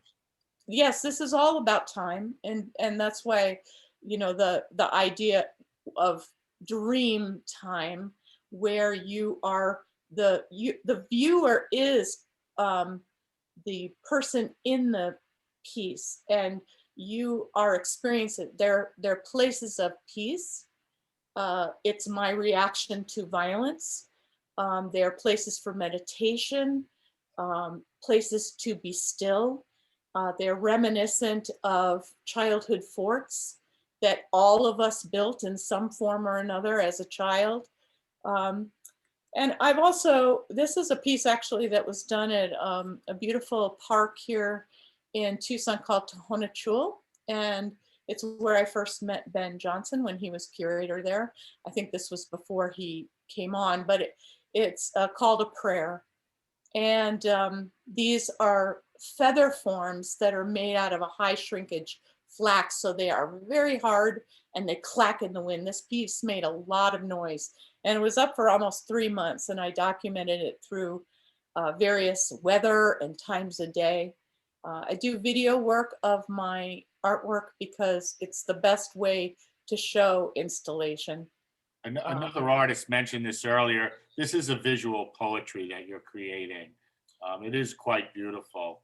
Thank you. I use Maybe that term too. maybe show us one more slide, and then we'll open it to one question, and then we'll move on to Ernesto. Thank you, everybody, for hanging around. It's definitely been packed full of you know, great artists, great material, and you're all doing a great job sort of explaining and you know, enhancing the work. Well, okay, so I'll just skip a couple of things because I have a lot of here that, you know, this is a piece, so one slide, I don't know what to show you because I have about 2 more works here. Show a bunch. We'll look quickly. We'll look quickly. Anyway, Botanical Reveries was put up during the pandemic. It is a piece. See, I have videos that are embedded. This is like a minute, but I don't think you have time to watch it. But basically, it's the artist botanist.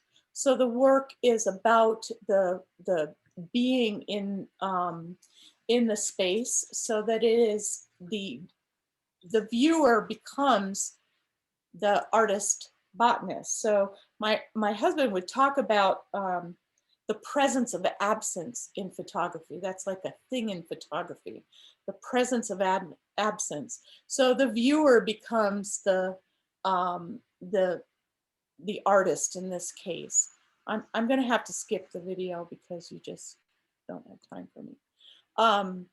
If So it's this 1 is minute, like- go ahead. Feel free. Show us the 1 minute video. We'll wrap it up. That concept of presence of the absence, or the absence present, is an important sort of sub theme in not just photography, but a lot of art. And Well, obviously, if I have to choose one, I'm going to do this piece.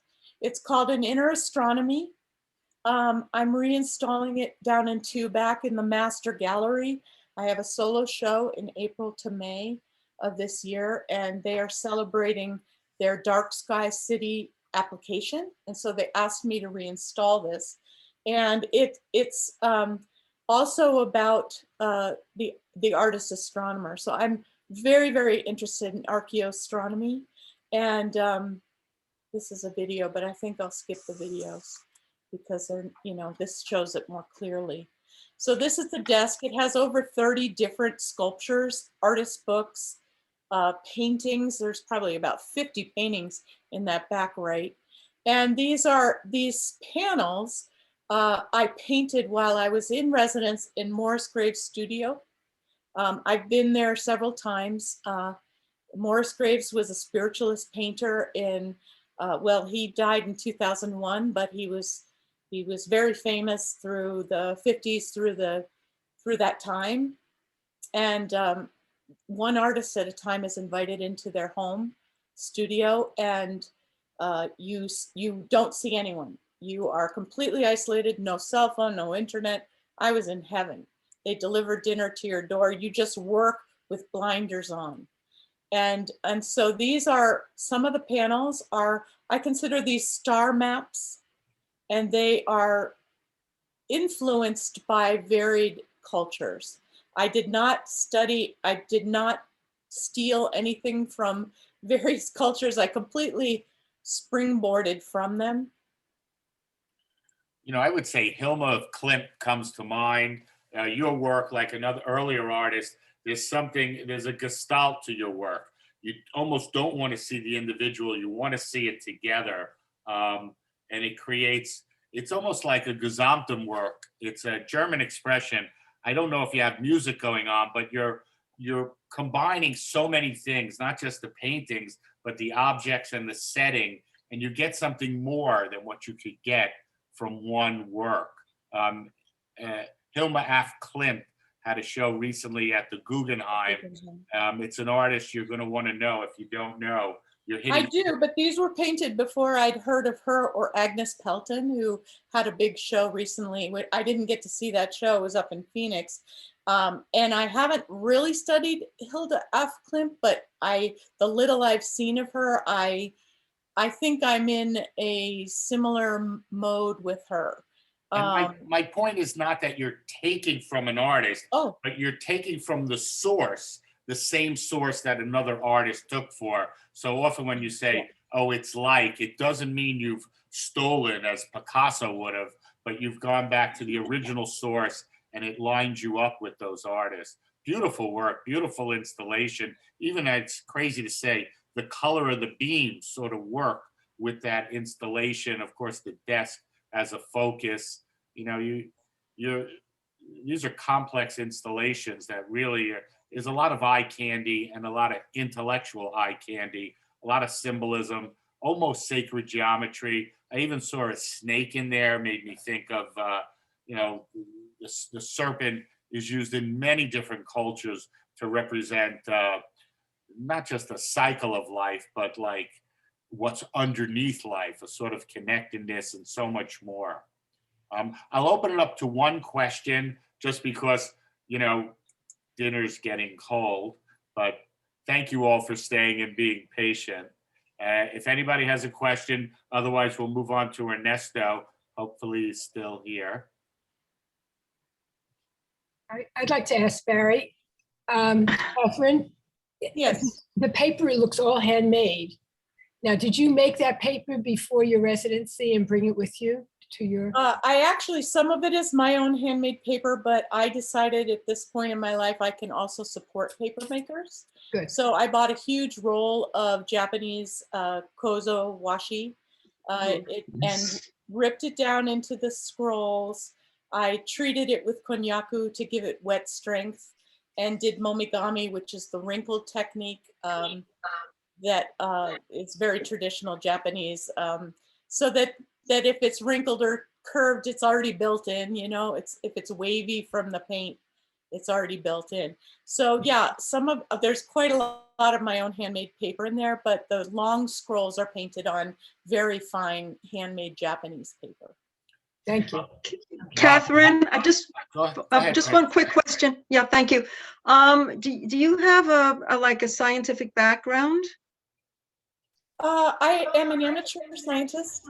No, I have, I just am, basically people say, oh, go outside and ground yourself, put your roots down into the earth if you're in a spiritualist kind of sense. Well, my grounding, if I'm like uptight, I go out and look at the sky and I go, oh my God, I am a little tiny being on a spinning planet, in a spinning universe, in a, however far, how difficult can this really be? And so, the sky for me is my touchstone.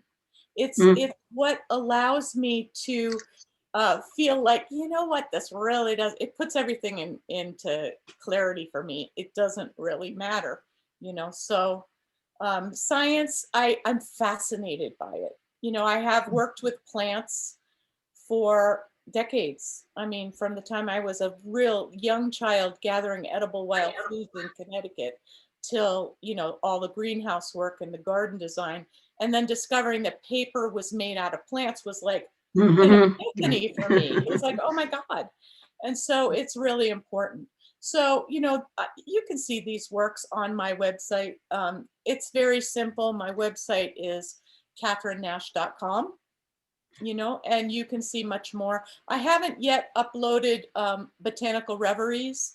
I have the gallery for it, but I have almost 10 or 12 installations under Sanctity of Quietude gallery. There's different galleries, so you can see more there. And by the way, Thank you so much. Thank you. Great question, Francine. And by the way, we do have the link for Catherine's website on our website as well under this talk, which will be put under events that happened in 2021 and 20. Thank you. By the way, every artist that is presented tonight could have done an hour and a half presentation themselves. There's no question about it. The work was deep and rich. We're going to move on to Ernesto Esquer. Sorry, we left you for last. We still got 3 dozen people here. We know if that was bagels, there'd be like 6 extra. So Ernesto, welcome. Tell us a little bit about yourself, and the ball is in your court. Thank you. I won't rush, but I'll be quick about that. I'm just gonna dive into my screen sharing as well while I talk. I am from Mexico. I was born in Mexico, but I grew up in Tucson since I was maybe a year and a half old. Also got my undergraduate degree from the U of A here locally. And I'm a photographer. I still work in traditional darkroom techniques with the cuvette. You'll see that in a second here. These following images I took in a trip to Italy not too long ago, 3 years ago now actually. When people ask me what I like to photograph, and it's like, well, I really don't know how to answer that. I constantly look at light, shape, form, and whatever catches my eye, I just kind of photograph and capture it and try to make a overlooked moment into a meaningful moment, if that kind of makes sense. Let me know if I'm going too fast with these images. I have more slides. I'm influenced heavily by the Japanese sensibility of photography. If you know a little bit about it, you know, it's quiet in nature. Their way of photographing. It's technically there's a lot of technique involved as well, but overall it's about capturing a kind of like a longing for a moment that doesn't exist anymore. Sugimoto comes to mind with those great, beautiful waves and water. Definitely, yeah. Hiroshi Sugimoto is one of my favorite photographers, but Masao Yamamoto is my favorite photographer, but Sugimoto is right up there. If you guys haven't seen his seascapes, they're just amazing. He does these 8x10 negative images of the sea, and they look like black and white rock ghosts. So please take a look at that when you have a time. On my way to Italy, of course, we have to stop by New York City. So I shot this in 2018, and the way I photograph, I often get told that it seems like you've been photographing in like the 20s and 30s. So I am always on the constantly looking to get like a classic, timeless photograph basically. And still lifes, I love still lifes. Pay attention to the shadows and the highlights and kind of play around with it. I usually like taking or featuring items or going like non-traditional way, and something I noticed that I do it a lot is break one of the rules of photography, which is don't ever put something in the middle, and I love doing that. So I think it's my go-to, and I think that's influenced heavily by Louis Baltz. If Louis Baltz, if you don't know, he does these beautiful landscapes of modern buildings, but they're all perfectly aligned and everything's in place. So I kind of like doing that. As evidenced by the fireworks. But in doing traditional black and white, it's actually not what I'm more known for. I take these black and white images, and what I do is I T-tone them, or T-staining is actually the correct terminology, if you wish. Here's on the left, here's an image of my soup that I do, and I can tell you the recipe if you're interested in doing it. It's Twinings and Bigelow tea, just black tea. And it's 10 of Twinings and 6 of Bigelow. So if you notice that it's a little oily, so I don't usually just put my photographs in there. I remove all that oil before. Otherwise, it'll stain the photograph in a way I don't want to. On the right here, you'll see the black and white images before and then in the process of being toned. These particular ones are palm size prints, so the size they fit in the palm of your hand. That's directly from Masaya Moto, and it's something that I like to do. Taking these images and turning them into artifacts, going beyond just the image, and really featuring because once you put them in the tea, they're going from cold water to really hot tea. So they become distressed, they become old looking, they become vintage looking.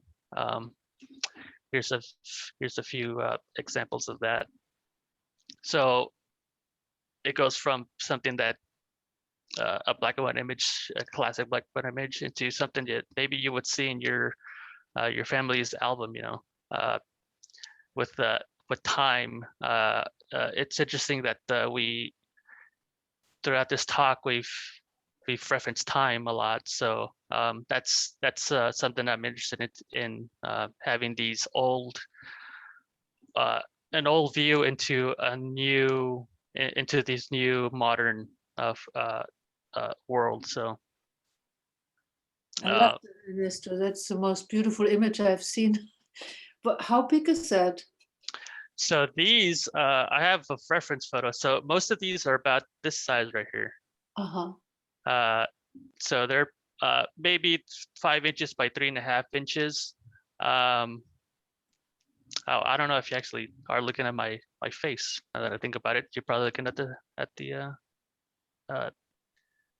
screen share. So these are about 3 inches by 5 inches.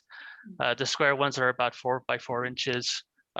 So it's really, growing up, I always like playing with trading cards and my basketball cards and baseball cards. So this is kind of like referencing that in a way, kind of having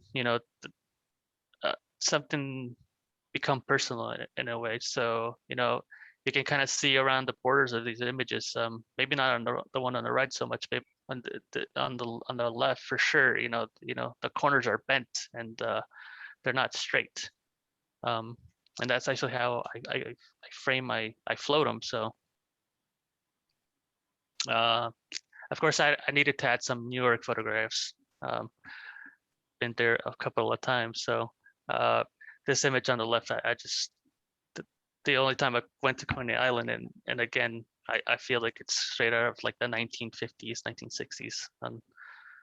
I do want to say Robert Halpern said, Ernesto, captivating images. Love your focus on light, contrast, and shade. You know, photography is it's something we see all the time. Everyone's shooting on their iPhones, but this is a different level of photography. You can see this in 1 second. Coney Island is something all photographers are drawn to. There's just something about it. You've also phrased things really beautifully. Just continue. I just wanted to point out, this is very special photography. I like that you use tea in your staining process. Counterfeiters of bills use coffee to stain the bills so they look old. Oh, interesting. You might want to play with coffee too, but it's just interesting. And again, here you're working with color, and the color is popping differently than any other photograph I've seen. I don't know if it's the black background. And you know, it's got to be pointed out, you're working in a dark room. 40 years ago, everybody was. Today, nobody is. It is so rare to see somebody, I hate to say doing it right, but using the old technology, and to see gelatin silver print.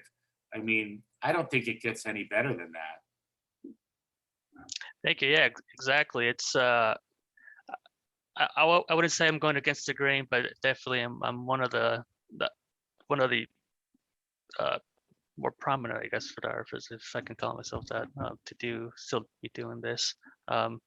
But you know, I work at a college, and you know, these 18-year-old, 19-year-old kids, so, you know, they're looking at old photographs and the way people used to do darkroom stuff, and they're really actually enthusiastic, which is kind of warms my heart a little bit that the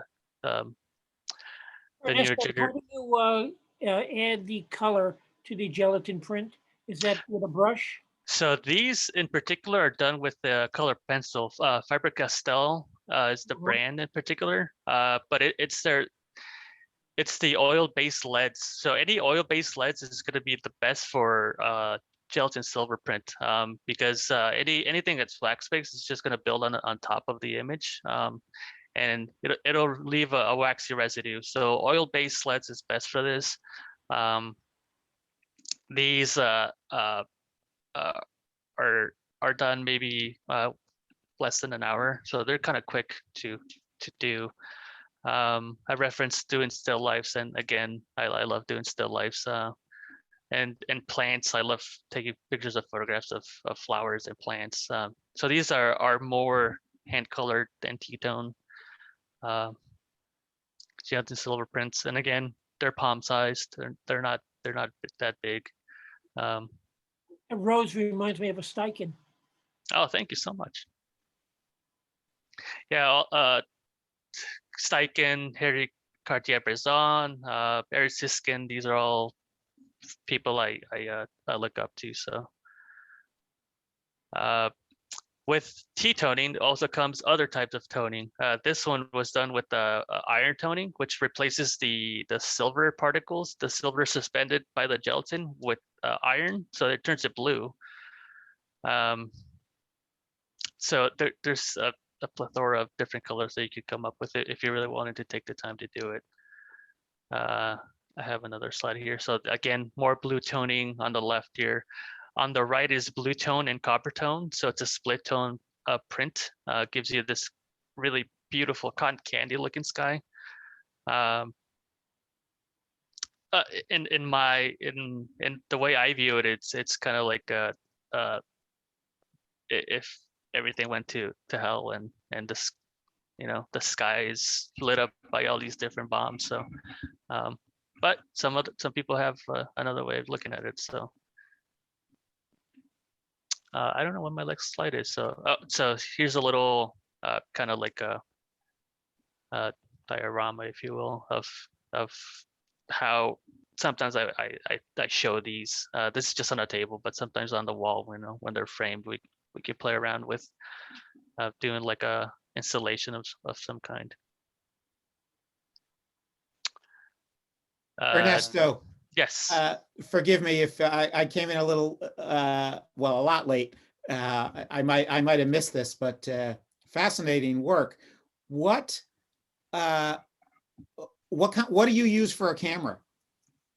I use everything, to be honest with you. My go-tos are my Nikon F6, which is a 35mm camera, and I also have a Hasselblad, which will give you the square images in particular that you're looking for at here. But I mean, it's a plethora of all kinds of cameras. I have maybe 30 in my repertoire. So all film all cameras? film. Yep. I thought that there was very little, if no film left for Hasselblads and 35s. There is plenty currently, actually. Kodak in particular, and Ilford in well, let me say Ilford first and Kodak second. You can go to B&H, walk over there and get whatever kind of film you want currently. Really? B&H Adorama, those are New York stores. But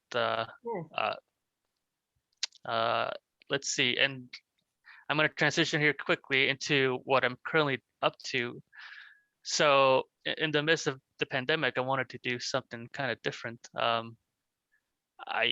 I started playing around with my iPhone pictures, because when I photograph with my film camera, I have my iPhone on my in my pocket. So I usually take a reference photograph at the same time, and it's a different field in black and white, obviously. So what I did is printed them digitally and did the same treatment on them and turned them into these kind of old photographs. So these are digital prints that are T-toned, giving them that vintage look, kind of like a classic look.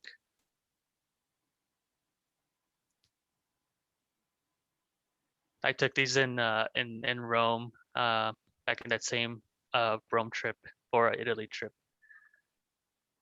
So taking color, doing the same T-tone treatment.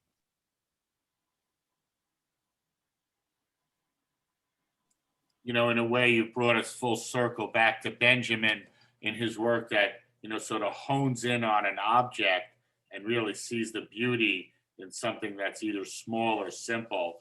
And you have created precious objects here, no question about it. It did work in your assemblage that you showed of maybe 12 or 14, but each of these are on these own are almost like a precious gemstone. They really are beautiful.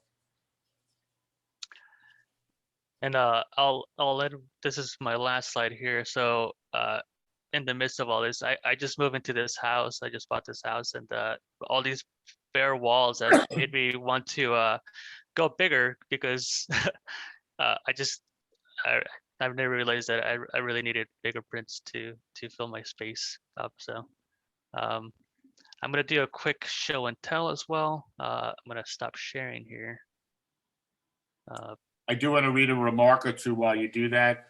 Sure. Catherine Nash says, so beautiful, Ernesto. Love these intimate works. And intimate is a good word there for sure. Michael Krasowitz says, thank you to all the artists. He had a run, but beautiful photographs. And continue, Ernesto, and then we'll open up to a question or two. I think we need to clap. There was some beautiful photography. Thank you. Really, and thanks for being patient going at the end. Oh, no problem. So this is how I usually frame my pieces. They're floated. I like how you said gem quality. So I'm always going for like a gem. It's a little precious object inside of inside the case here. So I think I see a question from Bob Bornstein. Bob, you want to ask a question, or you stretching? Oh no, sorry, buddy. No, you're good. If it was at an auction, he would have bought like a $90 million painting right there. Let's see, I'm trying to, I don't know if anybody had any questions here, but on the chat, I don't see any though. I see. So who did you apprentice with, or did you? Oh, is that again? I'm sorry. Whom did you apprentice under, or didn't you? I wouldn't say I had an apprentice per se. I would say my biggest influences personally were Sam Mitzmeyer, who taught for about 20 years at Pima College, which is now I work at Pima College now, so it's kind of like a full circle for me. What college? I'm sorry. What college is that? Yes, please. Pima Community College. That's where I currently work at, and that's where I went to school to get my associates before I went to the U of A to get my bachelor's. I mean, just looking at images, to be honest with you, always being curious and going to galleries. In Tucson, particularly, we have this amazing museum, the Center for Creative Photography. It has the best photographer. I mean, it has the Ansel Adams a collection among other photographers. In addition to Atherton Gallery, you know, they always have their exhibits, and again, they have the best work. It's the national collection, if you really think about it, what they have at Atherton. And the CCP is the same thing. It's like going into a candy store every time they have an exhibit over there. So, you know, very nice. I have to admit, I came into this presentation with a preconceived idea. We were going to see artists from Tucson, and I was going to think, are there artists in Tucson? And, you know, we had a presentation from somebody from Southeast Nebraska, and the guy was as swift as anybody from New York. And I think what you artists proved tonight is that artists are artists. They can live anywhere, whether you made reference to many other artists, many of you did, but you're all your own artists. And, you know, artists spread out, whether you started in New York or you experienced Europe. I don't think that really matters. You're sensitive to your environment, you're sensitive to your landscape, and you're sensitive to yourself. And you use your tools, whether it's a camera, a Hasselblad, whether it's mica, I mean, or it's rocks, or you're mixing lights, typewriters, and a table. You're as complex and complicated and as simple as any artist can get. You're all quite brilliant. I thought this was, I've got to hand it to you, Benjamin. You put together a diverse group. You're all very exciting to hear, speak, and to see your work. And as each image came, different work came on within the same artist. You know, there was quite a range that you all showed. I just think applause for all of you. Ernesto, sorry if I cut you short. Oh no, I was done. You're good. You guys did a great job. I just want to thank everybody for staying on so long. We're Artist Talk on Art. We're here every Monday. Benjamin, think of another one you want to do. You did a great job. Thank you, all the artists, for your time and for, you know, staying around and putting your effort in. I think the questions were great from our group. They opened up thoughts that maybe we don't know to talk about in a presentation. So the dialogue was there, as it always is from our group. We're a 501c3. Visit our website, become a part of our hive. Benjamin, you expanded our group tonight, no question. Thank you for that. You know, keep coming back. Everybody, we had a couple of people come in 2 hours late. I think they were on, I don't know, Hawaiian time, but either way, they still got to see something. And yes, there's always that problem. Thank you, everybody. This was brilliant. You did great. Thanks, everyone. Thank you, Barry. Thank you, Barry, again for inviting us, and I want to thank everyone for attending tonight. It was a real pleasure for us to share our work, and yeah. So thank you all. Really appreciate it. Thank you, Benjamin. Thank you. Thank you. Excellent. Good night, everyone. Thank you, Good night. Benjamin. Be well, everyone. Take care. It was wonderful. Where do we find the recording? You could go to our ATOANYC.org, the website, and you'll see a link to our YouTube channel right there. And I'll have this up tomorrow, the next day, and I'll do a 5,000 word review, although this will take more, but it won't let me. And you'll get to see this at your leisure. This is something worth seeing again. Thank you, everybody. Thank you. Bye-bye. Bye-bye.